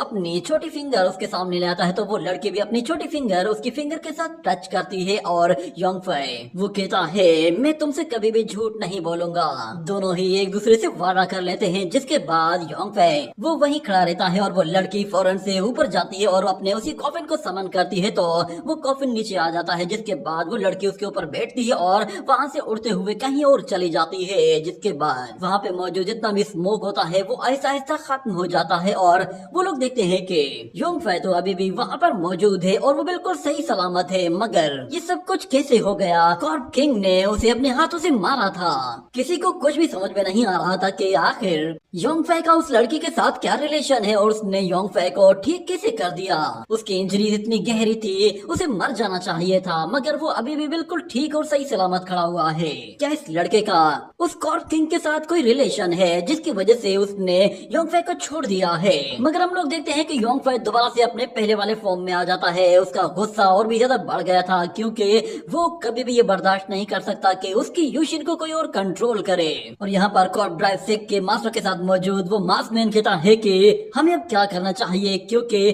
कॉर्प किंग ने इसका कुछ भी नहीं किया है, उसने इस लड़के को जिंदा छोड़ दिया है। मगर वो मास्टर कहता है कि उसने अगर इसे जिंदा छोड़ दिया है तो इसका मतलब है वो इसे नहीं मारना चाहती। पाती और हमारे अंदर इतनी स्ट्रेंथ नहीं कि हम लोग कॉर्प किंग को फोर्स कर सकें। पर इस वक्त हम लोग अपने सेक्ट की ओपनिंग सेरेमनी कर रहे हैं और यहाँ पर हम लोग कोई भी वीकनेस शो नहीं करेंगे। ये कहने के बाद वो फिर से कुछ बेल्स बाहर निकालते हैं और उन बेल्स को बजाते हुए उन लोगों से कहते हैं कि तुम लोगों ने देख लिया ना, हमारे सेक्ट की स्ट्रॉन्गेस्ट कॉर्प किंग ने एक एंजल का क्या हाल कर दिया था। उसकी बॉडी में स्पिरिट स्टोन एक्टिव हो चुका है और उसका रियलम अब वो डेमी गॉड रियलम तक जा पहुंचा है, जिसके बाद वो अगर कुछ टाइम और कल्टीवेशन करेगी तो वो डेमी गॉड के परफेक्शन लेवल तक भी पहुंच जाएगी। और उसकी कल्टीवेशन की लिमिट सिर्फ यही नहीं है बल्कि वो डेमी गॉड रियलम से भी बहुत आगे जा सकती है, जिससे वो पूरी तरह से डेथ को रिवर्स भी कर सकती है, यानी कि वो खुद को खुद ब खुद ही रिवाइव भी कर सकती है। ये देखकर सब लोग हैरान हो जाते हैं कि आखिर मरे हुए लोग खुद को दोबारा से रिवाइव कैसे करेंगे, वो अपनी ही कॉन्शियसनेस को दोबारा से एक्टिव कैसे कर सकते हैं। ये एक्ट तो पूरी तरह से हेवन के खिलाफ है। और कुछ लोग कहते हैं कि अगर इन कॉर्प बॉडीज में इनकी स्पिरिट जाग गई है तो इसका मतलब ये है कि ये अब एंशिएंट मास्टर्स बन गए हैं, या फिर हमें इन्हें स्पिरिट मास्टर कहना चाहिए। मगर कुछ लोग कहते हैं कि नहीं, ये स्पिरिट मास्टर किंग हैं। अगर ऐसा ही चलता रहा तो फिर आगे चलकर ये जितने भी पुराने किंग्स हैं उनकी बॉडीज को दोबारा से रिफाइन करेंगे और उन्हें उनकी कॉन्शियसनेस के साथ दोबारा से जिंदा कर देंगे। अगर ये सब कुछ हो जाता है तो फिर कॉर्प ड्राइव सेक्ट वो दुनिया का सबसे ताकतवर सेक्ट बनकर सबके सामने आ जाएगा और उसका कोई कुछ भी नहीं बिगाड़ सकता। मगर योंगफाई वो अभी भी उनके सामने खड़ा हुआ होता है और वो काफी ज्यादा गुस्से में था। मगर यहाँ पर वो कॉर्प ड्राइव सेक्ट का मास्टर कहता है कि तुम्हें क्या लगा था कि तुम अपनी मीठी मीठी बातों से कॉर्प किंग को अपने झांसे में फंसाओगे और वो तुम्हारी बात मान लेगी। कॉर्प किंग का वो कातिलाना रवैया वो सिर्फ कुछ देर तक ही सप्रेस हो सकता है, मगर उसके बाद वो दोबारा से उस बॉडी पर अपना कंट्रोल ले लेगा। तुम जानना चाहते हो ना कि उसने तुम्हें जिंदा क्यों रखा है? मैं बताता हूँ, वो तुम्हें इसलिए जिंदा रखना चाहती है ताकि तुम उसे कंटिन्यूसली ब्लड प्रोवाइड करते रहो। वो तुम्हें तड़पा तड़पा कर मारना चाहती है। पर योंगफाई उन लोगों से कहता है कि मेरा उस लड़की के साथ जो कुछ भी है उसका तुम्हारे साथ कोई भी लेना देना नहीं है, इसलिए तुम लोग अपने काम से काम रखो। तुम लोगों ने हेवन रूल्स को तोड़ा है और तुमने एक एंशिएंट किंग को दोबारा से रिवाइव किया है, जिसकी सजा सिर्फ और सिर्फ मौत है। और तुम लोगों को इस हरकत की सजा मैं खुद यहाँ पर देने के लिए आया हूँ। ये सुनते ही वहाँ पे मौजूद वो कॉर्प सेक्ट का यंग मास्टर कहता है कि अच्छा तो तुम्हारे अंदर अब इतनी हिम्मत आ गई है कि तुम हमारे सेक्ट के अगेंस्ट एक्शन लोगे। मगर उस लड़के का फादर वो उसे रोकता है और कहता है कि इसे मैं हैंडल करता हूँ। वो योंगफाई से कहता है मैं जानता हूँ तुम सिर्फ और सिर्फ हमारे कॉर्प ड्राइव सेक्ट की ओपनिंग सेरेमनी को खराब करने के लिए आए हो। इतना कहते ही वो फौरन से उस मैदान में आ जाता है और कहता है कि आज यहाँ पर जो कुछ भी होगा फिर उसके लिए हमें ब्लेम मत करना। मगर वो यंग मास्टर अपने फादर से कहता है कि फादर इसे खत्म कर दीजिए, इसके ब्लड को यूज करते हुए हम अपने बाकी के कल्टीवेटर्स की पावर्स को और भी ज्यादा इम्प्रूव करेंगे और हमारा सेक्ट इसके ब्लड से और भी ज्यादा ताकतवर बनेगा। ये सुनते ही वो मास्कमैन फौरन से अपनी पावर्स एक्टिवेट करते हुए अपने हाथों में ब्रेसलेट को भी वो ब्रेसलेट असल में कॉर्प बॉडीज को समन करने के लिए यूज किए जाते हैं। और उस मास्क मैन के पास भी एक बहुत ही खतरनाक एविल कॉर्प बॉडी होती है जिसके साथ वो किसी को भी खत्म कर सकता है। और हमें दिखाया जाता है कि जैसे ही वो अपने दोनों ब्रेसलेट्स को हवा में ऊपर रिलीज करता है तो वो ब्रेसलेट्स वहाँ पर एक एंशिएंट कॉर्प बॉडी को समन करना शुरू कर देते हैं। और योंगफाई बिल्कुल एक जगह खड़ा हुआ होता है और वो देखता है कि वहाँ पर एक स्पेस रिफ्ट ओपन होती है और उस स्पेस रिफ्ट के अंदर से कुछ जायंट हेड्स बाहर निकलते हैं और देखते ही देखते उनके अंदर से एक जायंट मॉन्स्टर बाहर निकल आता है। उस मॉन्स्टर के वहां पर आते ही वो सारे ही लोग हैरान हो जाते हैं, आखिर ये किस तरह का मॉन्स्टर है? इसकी पावर तो बहुत ही खतरनाक है। इसका एविल ऑरा दूर से ही फील हो रहा है कि इसके अंदर सिर्फ और सिर्फ खून की ही भूख है, ये लोगों का खून पिएगा। मगर योंगफाई वो गुस्से में कहता है कि तुम लोगों ने यूशियन की बॉडी को एक और बॉडी में बदल दिया, मैं तुम्हें इसके बदले 100 गुना ज्यादा तड़पाऊंगा और ऐसी तड़पा कर मौत दूंगा कि तुम लोग खुद अपनी मौत के लिए भीख मांगोगे और तुम्हारी ये फाउंडिंग सेरेमनी, आज ये तुम्हारी फेडरल सेरेमनी बनने वाली है। ये सुनकर वो मास्कमैन कहता है, तुम अब कुछ ज्यादा ही बोलने लगे हो। मेरे फेमडू माउंटेन में किसी की इतनी मजाल के वो हमारे सामने खड़ा होकर हमारे ही खिलाफ बात करे। ये कहते ही वो फौरन से उस ब्रेसलेट की पावर के जरिए उस एविल बीस्ट को जैसे ही अटैक करने के लिए कहता है तो दूसरी तरफ हमें दिखाया जाता है योंगफाई वो दोबारा से अपनी पावर को बढ़ाते हुए पूरी तरह से अपना कंट्रोल अपने एविल नेचर के हवाले कर देता है, जो कि उसके अंदर मौजूद एविल स्पिरिट होती है वो पूरी तरह से अपनी पावर योंगफाई की बॉडी के अंदर इंजेक्ट कर देती है, जिससे वो और भी कई गुना खतरनाक हो जाता है और उसकी पावर का लेवल तो बिल्कुल अलग ही लेवल तक जा पहुंचता है। और योंगफाई वो स्पीयर लेकर जैसे ही आगे बढ़ते हुए उस बीस्ट पर हमला करता है तो वो बीस्ट अपने आप को बचाने के लिए अपने शेल का इस्तेमाल करता है, मगर योंगफाई कहता है कि तुम लोग चाहे कब्र में ही क्यों ना छुप जाओ, मैं तुम लोगों को हर जगह ढूंढूंगा और तुम लोगों से अपना सारा हिसाब किताब चुकता करूंगा।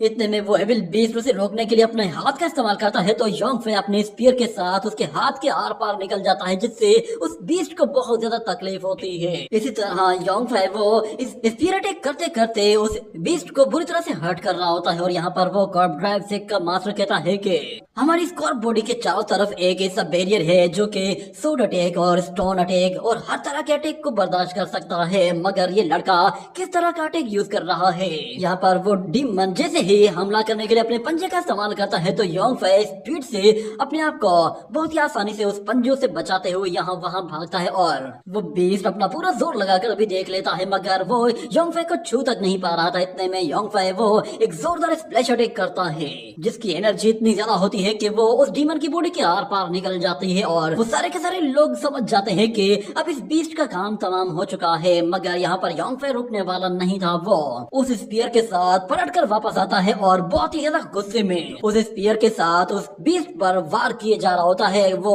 उस बीस्ट को हिलने तक कभी मौका नहीं देता, कभी दाएं से तो कभी बाएं से इतने पावरफुल अटैक कर रहा होता है कि उन अटैक से बचना तकरीबन नामुमकिन होता है। देखते ही देखते योंगफाई वो उस बीस्ट की बॉडी के छोटे छोटे टुकड़े कर देता है, जिससे वो सारे के सारे बॉडी पार्ट्स यहाँ वहाँ बिखर जाते हैं और देखते ही देखते वो सारे बॉडी पार्ट्स फिर वहाँ से गायब हो जाते हैं। और योंगफाई वो कॉर्प ड्राइव से के लोगों से कहता है कि तुम्हारे पास जितने भी एंशिएंट कॉर्प नाइट्स हैं वो सारे के सारे बुला लो, क्योंकि आज सारे के सारे मैं अपने हाथों से मारूंगा। ये कहने के साथ ही ये एपिसोड भी यहीं पे ही एंड हो जाए।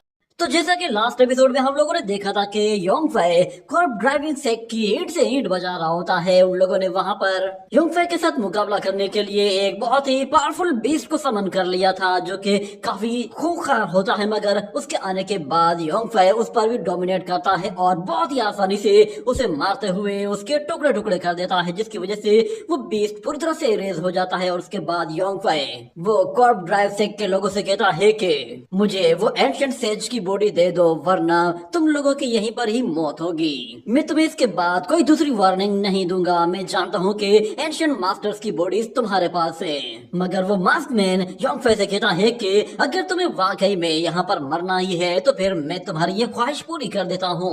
ये कहने के साथ वो दोबारा से उससे लड़ने के लिए ऊपर आ जाता है और दोबारा से अपने उन्हीं ब्रेसलेट्स का इस्तेमाल करते हुए योंगफाई के आसपास एक बड़ी सी फॉर्मेशन एक्टिवेट कर लेता है, जिसके अंदर से बहुत ही ज्यादा एनर्जी निकलते हुए सीधा ऊपर की तरफ जा रही होती है और हमें दिखाया जाता है कि वो एनर्जी योंगफाई के चारों तरफ होती है और जैसे वो ऊपर क्लाउड्स की तरफ जाती है तो पूरा का पूरा आसमान ही लाल हो जाता है और हमें दिखाया जाता है कि ऊपर से बड़े बड़े कॉफिन्स नीचे आ रहे होते हैं। वो सारे के सारे कॉफिन्स सीधा योंगफाई के पास आकर गिरते हैं। उन्हें देखते ही योंगफाई भी समझ जाता है कि ये लोग यहाँ पर कुछ और एंशिएंट मास्टर्स को समन कर रहे हैं, मगर योंगफाई को सिर्फ इतना पता था कि इन लोगों के पास 2 एंशिएंट बॉडीज हैं, मगर यहाँ पर काफी ज्यादा कॉफिन्स होते हैं। देखते ही देखते उन कॉफिन्स के ढक्कन खुलना शुरू होते हैं तो हमें दिखाया जाता है कि हर कॉफिन के अंदर एक बॉडी मौजूद होती है और जैसे ही एक कॉफिन से एक हाथ बाहर निकलता है तो सब लोग देखकर हैरान हो जाते हैं और उन्हें फील होता है कि इसके अंदर जो भी शख्स है उसकी पावर वो हमारी लिमिट से भी ज्यादा है। देखते ही देखते कॉफिन्स के अंदर से वो कॉर्प बॉडीज बाहर आना शुरू हो जाती हैं। वो कॉर्प बॉडीज बाकी वाली कॉर्प बॉडीज के मुकाबले में थोड़ी सी डिफरेंट लग रही थी, मगर ये योंगफे के मुकाबले में कुछ ज्यादा पावरफुल नहीं लग रही थी। हालांकि ये भी सारे के सारे एंशिएंट मास्टर्स थे, मगर जिन बॉडीज को योंगफे तलाश करने के लिए आया था वो बॉडीज ये नहीं थी। मगर बाहर खड़े हुए लोग कह रहे होते हैं कि कॉर्प ड्राइव सेक्ट ने एक बार में ही इतनी सारी एंशिएंट बॉडीज को कैसे समन कर लिया है, और ये सारी की सारी एंशिएंट बॉडीज अलग अलग सेक्ट की बॉडीज होती हैं। और बाहर खड़े हुए लोग कह रहे होते हैं ये टोटल 13 लोग हैं। आखिर इन लोगों ने हजारों साल पुरानी कॉर्प बॉडीज को कैसे ढूंढ निकाला था और इन्हें दोबारा कैसे जिंदा कर दिया है। ऐसा फील हो रहा है कि जैसे ये उन फॉलन एंजल से भी ज्यादा ताकतवर हैं। मगर ये लोग मोर्टल रियलम में क्या कर रहे थे? इन्हें तो इमोर्टल रियलम में होना चाहिए था। और वो मास्क मैन दोबारा से उन कॉर्प बॉडीज को कंट्रोल करते हुए फिर योंगफे से कहता है कि बच्चे, तुम्हें क्या लगता है कि तुम आज बचकर जाओगे? तुमने हमारी सरबनी खराब की है, इसीलिए तुम्हें यहीं दफन होना होगा। तुम्हें लगा था कि तुम मेरे सेक्ट को डिस्ट्रॉय करोगे? तुम मेरे सेक्ट की फाउंडेशन को समझ ही नहीं सकते, ये तुम्हारी इमेजिनेशन से भी बहुत ज्यादा बढ़कर है। मगर योंगफे उन लोगों से कहता है तुम्हारी फाउंडेशन की ऐसी की तैसी, इसे तो मैं मिट्टी में मिलाकर जाऊंगा। ये सुनते ही वो मास्कमैन गुस्से में आ जाता है और कहता है कि अभी भी एरोगेट हो रहे हो, तुम्हें तो पहले मारना ही होगा। ये कहते ही वो 13 कॉर्प बॉडीज को उससे लड़ने के लिए कहता है। ये कहते ही वो कॉर्प बॉडीज फौरन से योंगफे की तरफ आगे बढ़ती है। तो योंगफे कहता है कि सिर्फ 13 लोग, मुझे लगा था कि शायद तुम यहाँ पे हजारों की आर्मीज क्रिएट करोगे और मुझे उनसे कोई फर्क नहीं पड़ता। मेरे लिए ये सारे के सारे ज़ॉम्बीज की तरह है और इन्हें मारना मेरे लिए कोई बड़ी बात नहीं। इतना कहने के साथ वो उन कॉर्प बॉडीज को फिर मारना शुरू करता है। तो वो सबसे पहले अपना स्पीयर एक बॉडी के अंदर घुसा देता है और बाकी सबको अपनी एनर्जी वेव्स के जरिए बहुत ही दूर धकेल देता है। जिसके बाद वो देखता है कि पीछे से एक एल्डर ने उस पर एक जबरदस्त स्प्लैश अटैक कर दिया है, जिससे वो अपने आप को बचाकर पीछे हट जाता है और अपना वो स्पीयर उस एल्डर के सर पर दे के मारता है, जिससे वो एल्डर उसे रोकने की पूरी कोशिश करता है, मगर उसके बावजूद भी वो उसे नहीं रोक पाता और योंगफे उसे मिट्टी में ही गाड़ देता है। जिसके बाद वहाँ मौजूद वो मास्टर से हैरान हो जाते हैं कि आखिर योंगफे ने कैसे मार पा रहा है। वहाँ मौजूद एक मास्टर वो अपने सेक्ट लीडर से कहता है कि जरा बताइए तो सही कि आखिर ये किस तरह की सीक्रेट टेक्निक को यूज कर रहा है। हमारी ब्लड कॉर्प बॉडीज को मारना इतना आसान नहीं था, क्या इसने हमारी कॉर्प बॉडीज की सीक्रेट को आसानी से ढूंढ लिया है? मगर यहाँ पर योंगफे गुस्से में पागल हो चुका होता है और वो उन सब लोगों को मारते हुए कहता है कि तुम सारे के सारे ही एक साथ आ जाओ। ये कहते हुए वो एक ज़ॉम्बी को जोरदार किक मारते हुए दूर उछाल फेंकता है और फिर कॉर्प ड्राइव सेक्ट के लोगों से कहता है कि मुझे दिखाओ कि तुम्हारे अंदर कितना दम है। ये कहते हुए वो उन सारे के सारे कॉर्प बॉडीज को निपटा चुका होता है, मगर उसके बावजूद भी यहाँ पर कॉर्प ड्राइव सेक्ट का वो मास्क मैन कहता है कि ये खेल अभी खत्म नहीं हुआ है। ये कहते ही वो अपनी ब्रेसलेट की पूरी पावर एक साथ यूज करता है, जिससे वो उन ज़ॉम्बीज की पावर को कई गुना बढ़ा देता है और हमें दिखाया जाता है कि उन कॉर्प बॉडीज में से सिर्फ 2 ही योंगफे के बिल्कुल पास जा पहुंचती हैं और बहुत ही तेजी से मूव करना शुरू कर देती हैं। उनकी स्पीड बहुत ज्यादा बढ़ चुकी होती है और यहाँ पर उन लोगों को लग रहा था कि शायद अब पलड़ा भारी होने वाला है, मगर योंगफे ने यहाँ पर पलड़ा ही पलट दिया था। वहाँ मौजूद लोग वो उन टेक्निक्स को पहचान जाते हैं कि ये तो उनके सेक्ट की टेक्निक्स है। इसका मतलब ये है कि ये जो बॉडीज हैं ये उनके एंसेस्टर्स की बॉडीज हैं। इसके बाद हम देखते हैं कि वो कॉर्प फीमेल जैसे ही योंगफे को मारने के लिए उसके करीब तक पहुंच गई थी, तो इतने में योंगफे वो जंप लगाता है और अपना स्पीयर उस लड़की की बॉडी में दे मारता है और उसे भी जमीन पे गाड़ देता है। जिसके साथ वो अपना स्पीयर निकालते ही दूसरी एंशिएंट कॉर्प बॉडी के पास जाता है और उसे भी बहुत ही जोर से दे मारता है, जिससे वो कॉर्प बॉडी भी धूल चाटने लगती है। और बाहर खड़े हुए लोगों में से एक बंदा कहता है कि ये कॉर्प बॉडीज अभी भी अपनी इटरनल एनर्जी को यूज कर रही है। इसका मतलब ये है कि इन लोगों ने अपनी पास्ट लाइफ में जो जो टेक्निक्स यूज की हैं, कॉर्प ड्राइव सेक्ट के लोग इनसे वही टेक्निक्स दोबारा से यूज करवा रहे हैं। अचानक से एक बंदा छुप कर योंगफे पर हमला करने के लिए अपने हाथों से यिन यांग एनर्जी जनरेट करता है और उसे जैसे योंगफे की तरफ थ्रो करता है तो योंगफे उसे देख लेता है और फौरन से उन दोनों एनर्जीज को पकड़कर अपने हाथों के साथ मर्ज करता है और फिर उन्हें अपने एक हाथ में कंबाइन करते हुए जैसे ही दोबारा से थ्रो करता है तो वो एनर्जीज दोबारा से उसी वॉरियर को जाकर हिट करती है और उठाकर वहाँ से दूर फेंक देती है। और बाहर खड़ा हुआ बंदा कहता है कि ये तो यिन यांग फायर एनर्जी थी और ये टेक्निक हमारे एंसेस्टर से बिलोंग करती है।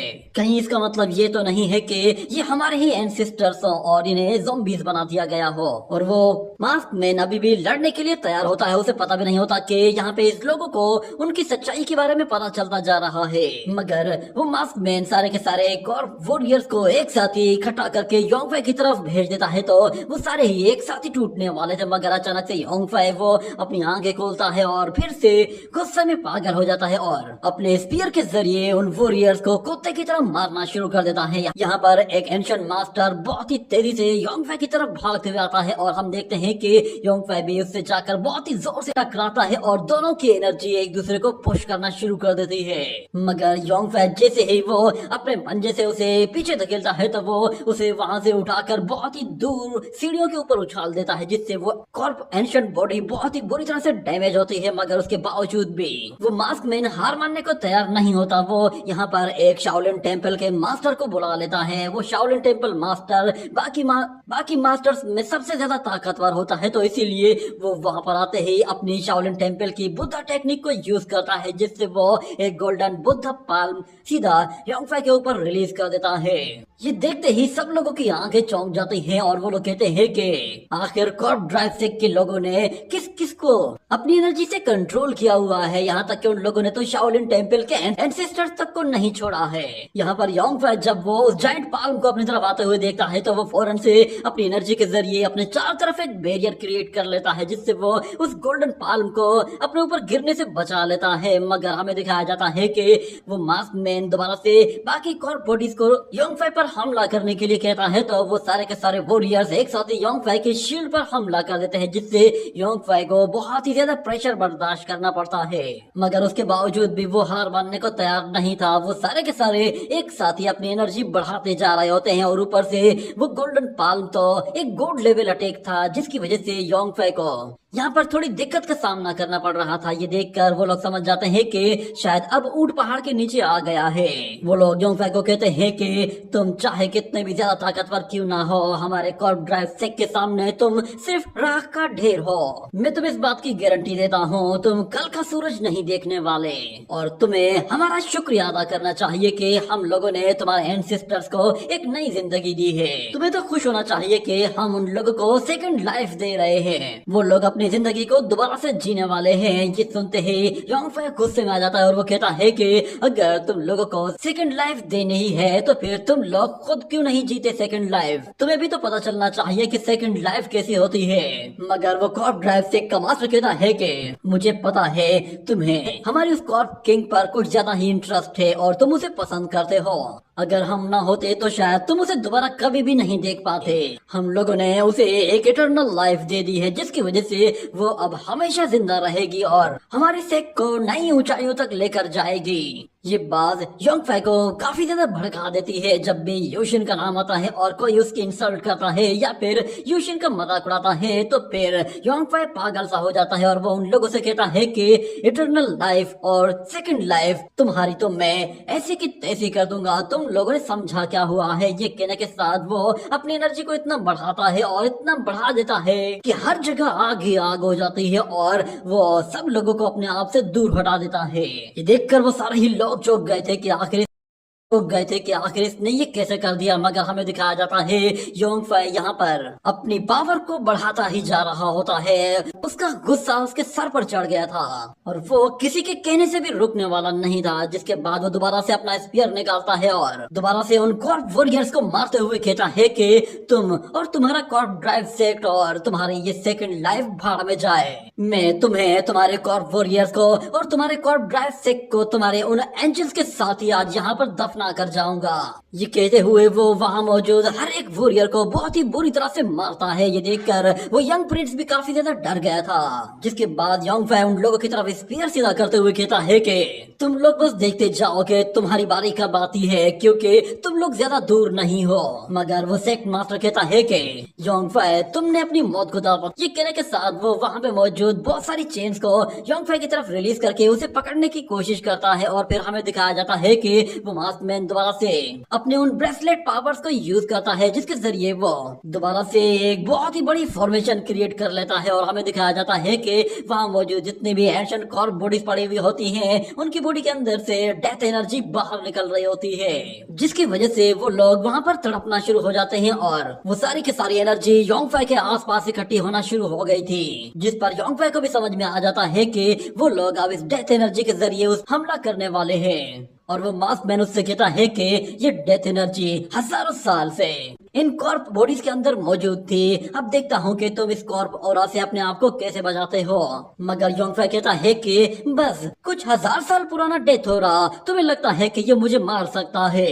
ये कहने के बाद वो सारे के सारे डेथ एनर्जी को अपनी बॉडी के अंदर एब्जॉर्ब करना शुरू कर देता है, जिससे उसे हल्की सी भी तकलीफ नहीं होती और वो बड़े ही मजे के साथ सारे के सारी एनर्जी को खींचता जा रहा था। उसकी बॉडी में मौजूद वो दो यिन यांग बॉल्स उन सारी एनर्जी को अपने अंदर एब्जॉर्ब कर रही थी। ये देखकर वो लोग भी बिल्कुल दंग रह जाते हैं कि आखिर कोई बंदा डेथ एनर्जी को एब्जॉर्ब करने के बाद भी जिंदा कैसे हो सकता है।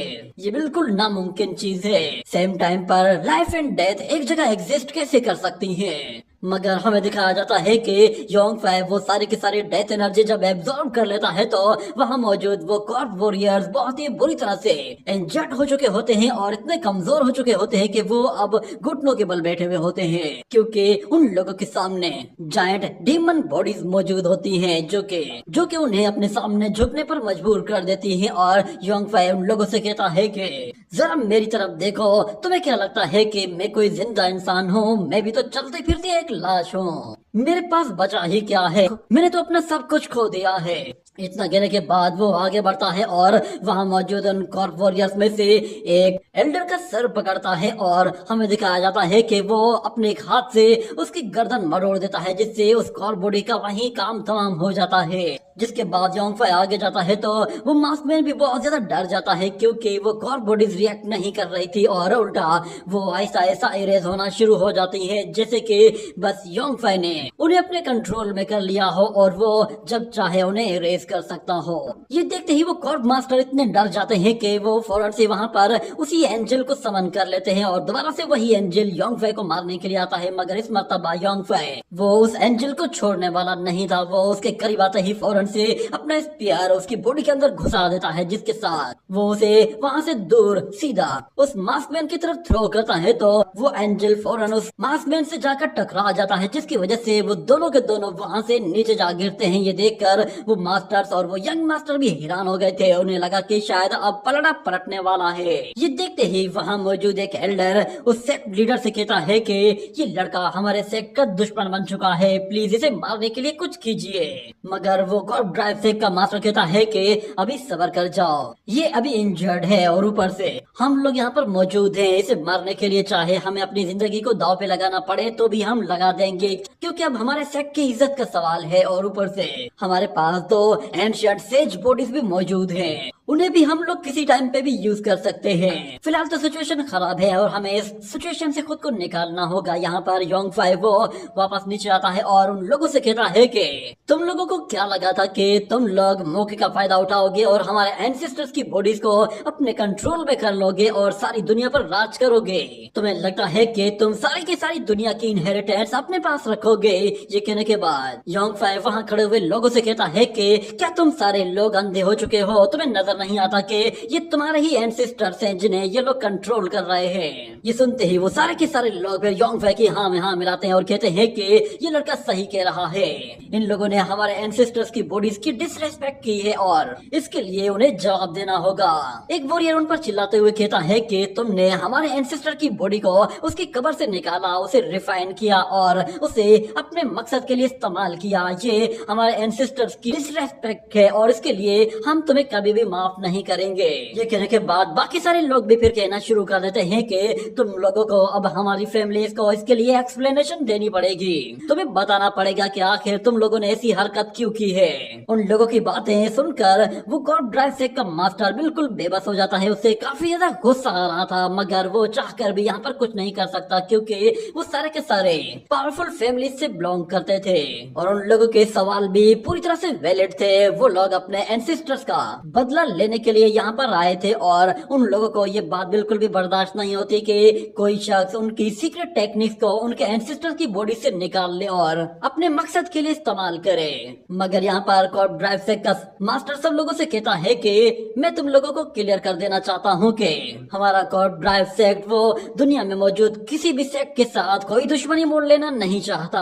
न ही हम लोगों को तुम्हारे एंसेस्टर्स की बॉडीज में कोई इंटरेस्ट है। बस आज की सेरेमनी यहाँ पे खत्म होती है, इसलिए तुम लोग अपने अपने सेक्ट वापस चले जाओ।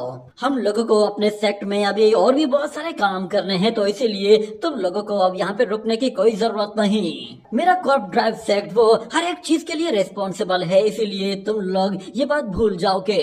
तुम लोग मेरे ऊपर इल्जाम लगाओगे तो फिर मैं मान लूंगा मैं हर एक चीज को कंट्रोल करता हूँ और मैं हर एक सवाल का जवाब भी दे सकता हूँ। ये कहकर वो वहाँ से जाने लगता है तो योंगफे कहता है लगता है ये लोग आज जान बचाकर भागना चाहते हैं, मगर पहले मुझे यूशिन को इनके कंट्रोल से बाहर निकालना होगा। उसके बाद फिर मैं इन लोगों की धज्जियां उड़ा दूंगा और इनके सेक्ट को भी बर्बाद कर दूंगा। ये कहने के बाद वो फेंगडू माउंटेन में ही एक जगह छुपकर कल्टीवेशन कर रहा होता है और अपनी एनर्जी को रिकवर करने की कोशिश कर रहा था, मगर उसके दिमाग में अभी भी यूशिन के ही ख्याल आ रहे होते हैं और वो कहता है कि आखिर ये है कौन? क्या ये यूशिन है या फिर ये कोई और लड़की है?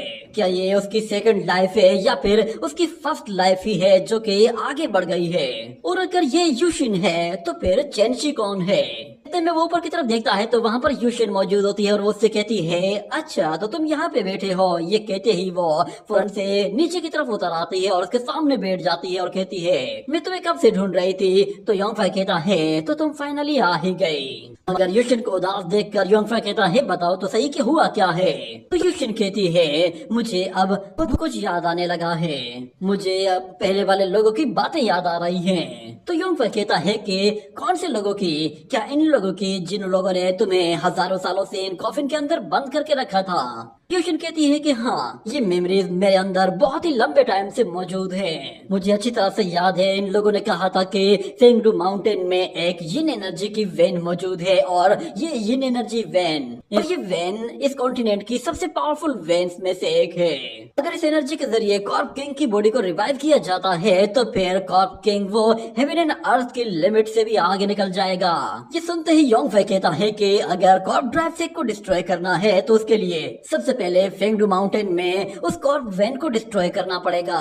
तो यूशिन कहती है कि वो लोग उस कॉर्प वैन के जरिए एक एरे क्रिएट करके सारी की सारी एनर्जी को अपने मकसद के लिए इस्तेमाल करेंगे। मैं तुम्हारे लिए उस यिन यांग डायग्राम को तलाश कर लूंगी जिसके जरिए वो लोग उस यिन एनर्जी को इकट्ठा करेंगे। मगर योंगफे वो उसके सर पे हाथ रखता है और कहता है कि तुमने बहुत ज्यादा तकलीफें उठाई हैं, इन लोगों ने तुम्हें बहुत टॉर्चर किया होगा।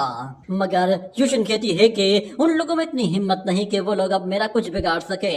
अब वो लोग तो मेरे अल्टर के सामने मेरी वर्शिप करते हैं और कहते हैं कि मैं एक मीडियम स्पिरिट हूँ और उन लोगों ने मुझे बताया था कि कोई सुपर नेचुरल पावर है जो कि मुझे प्रोटेक्ट करती है। ये सुनकर योंगफे हैरान हो जाता है कि कोई सुपर नेचुरल पावर, आखिर वो कौन है जो कि तुम्हें प्रोटेक्ट कर रही है? जिस पर यूशिन उसे बताती है मैंने उसकी प्रेजेंस को फील किया है, मैंने उसे कभी देखा नहीं है क्योंकि वो प्रेजेंस हमेशा उस पावरफुल मास्टर की बॉडी को रिवील करने नहीं देती। मगर मुझे इतना पता है कि वो पावरफुल बीइंग कोई औरत है। ये बात योंगफे को चौंका देती है और वो कहता है कि इसका मतलब ये है कि कोई ऐसी लड़की जो कि हजारों सालों से लेकर अब तक जिंदा है और वो आज भी यहाँ पर इसी फेंगडू माउंटेन में कहीं मौजूद है और उसने लाइफ एंड डेथ को भी अच्छी तरह से देख लिया है। मगर जहाँ तक बात यूशिन की है, मैं उसे फ्लावर वैली में छोड़ कर आया था जहाँ पर वो अपने डेथ बैरियर को तोड़कर दोबारा से जिंदा हो सकती थी। कहीं किसी और ने उस जगह का इस्तेमाल तो नहीं किया है। मगर इतने में अचानक यूशिन उससे कहती है कि मुझे याद आ रहा है उन लोगों ने किसी सुप्रीम फॉरगेटफुल चीज का नाम लिया था। ये सुनकर योंगफे सोचने लगा था कि यूशिन के साथ क्या हुआ होगा, जिसके बाद वो कहता है कि कोई भी शख्स मेरे जाने के बाद वहाँ पर आया होगा और यूशिन की बॉडी पर अपना कोई इम्प्रिंट यूज किया होगा जिसकी वजह से उसने यूशिन की बॉडी में मौजूद जितनी भी मेमोरीज थी उन्हें लॉक कर दिया होगा और उसकी बॉडी के साथ अपना एक कनेक्शन बना लिया होगा जिसके जरिए वो उसकी बॉडी को प्रोटेक्ट भी कर सकती है और उसे अपने मकसद के लिए यूज भी कर सकती है। वो यूशिन से कहता है कि लगता है कि शायद वो सुप्रीम बीइंग हमें देख रही रही होगी और उसे पता चल रहा होगा हम लोग यहाँ पर मौजूद हैं। मगर मैं उम्मीद करता हूँ कि आगे सब कुछ अच्छा होगा। ये कहने के बाद वो उसका हाथ पकड़ता है और कहता है कि यूशिन, मैं तुम्हारी टांग देखना चाहता हूँ। ये सुनकर वो लड़की थोड़ा सा शर्माती है, जिस पर योंग फै समझ जाता है कि वो कुछ और समझ रही है। तो वो फौरन से उसकी मिसअंडरस्टैंडिंग को क्लियर करते हुए कहता है कि मेरा कहने का मतलब ये नहीं था। मैं चाहता हूँ कि मैं तुम्हारी बॉडी में मौजूद डेथ एनर्जी को तुम्हारी बॉडी से अलग कर दूं ताकि तुम पूरी तरह से आजाद हो जाओ। तो यूशिन कहती है कि ये डेथ एनर्जी मेरी बॉडी के अंदर हजारों सालों से मौजूद है। अगर तुमने इसे एब्जॉर्ब करने की कोशिश की तो तुम मर जाओगे। मगर योंग फै उसे समझाता है कि तुम्हें डरने की जरूरत नहीं है, मैं जानता हूँ कि मैं क्या कर रहा हूँ। इतना कहने के बाद वो लड़की फिर अपनी टांग में मौजूद उस कर्स मार्क को दिखाती है। तो योंग फै फौरन से उसके अंदर से उस डेथ एनर्जी को एब्जॉर्ब करना शुरू कर देता है और हमें दिखाया जाता है कि जैसे जैसे वो उस डेथ एनर्जी को एब्जॉर्ब करने लगता है तो उसे थोड़ी सी तकलीफ होने लगती है। मगर उसके बावजूद भी वो रुकता नहीं है और कंटिन्यूसली उस एनर्जी को एब्जॉर्ब करता रहता है, जिसके बाद ही ये एपिसोड यहीं पे ही एंड हो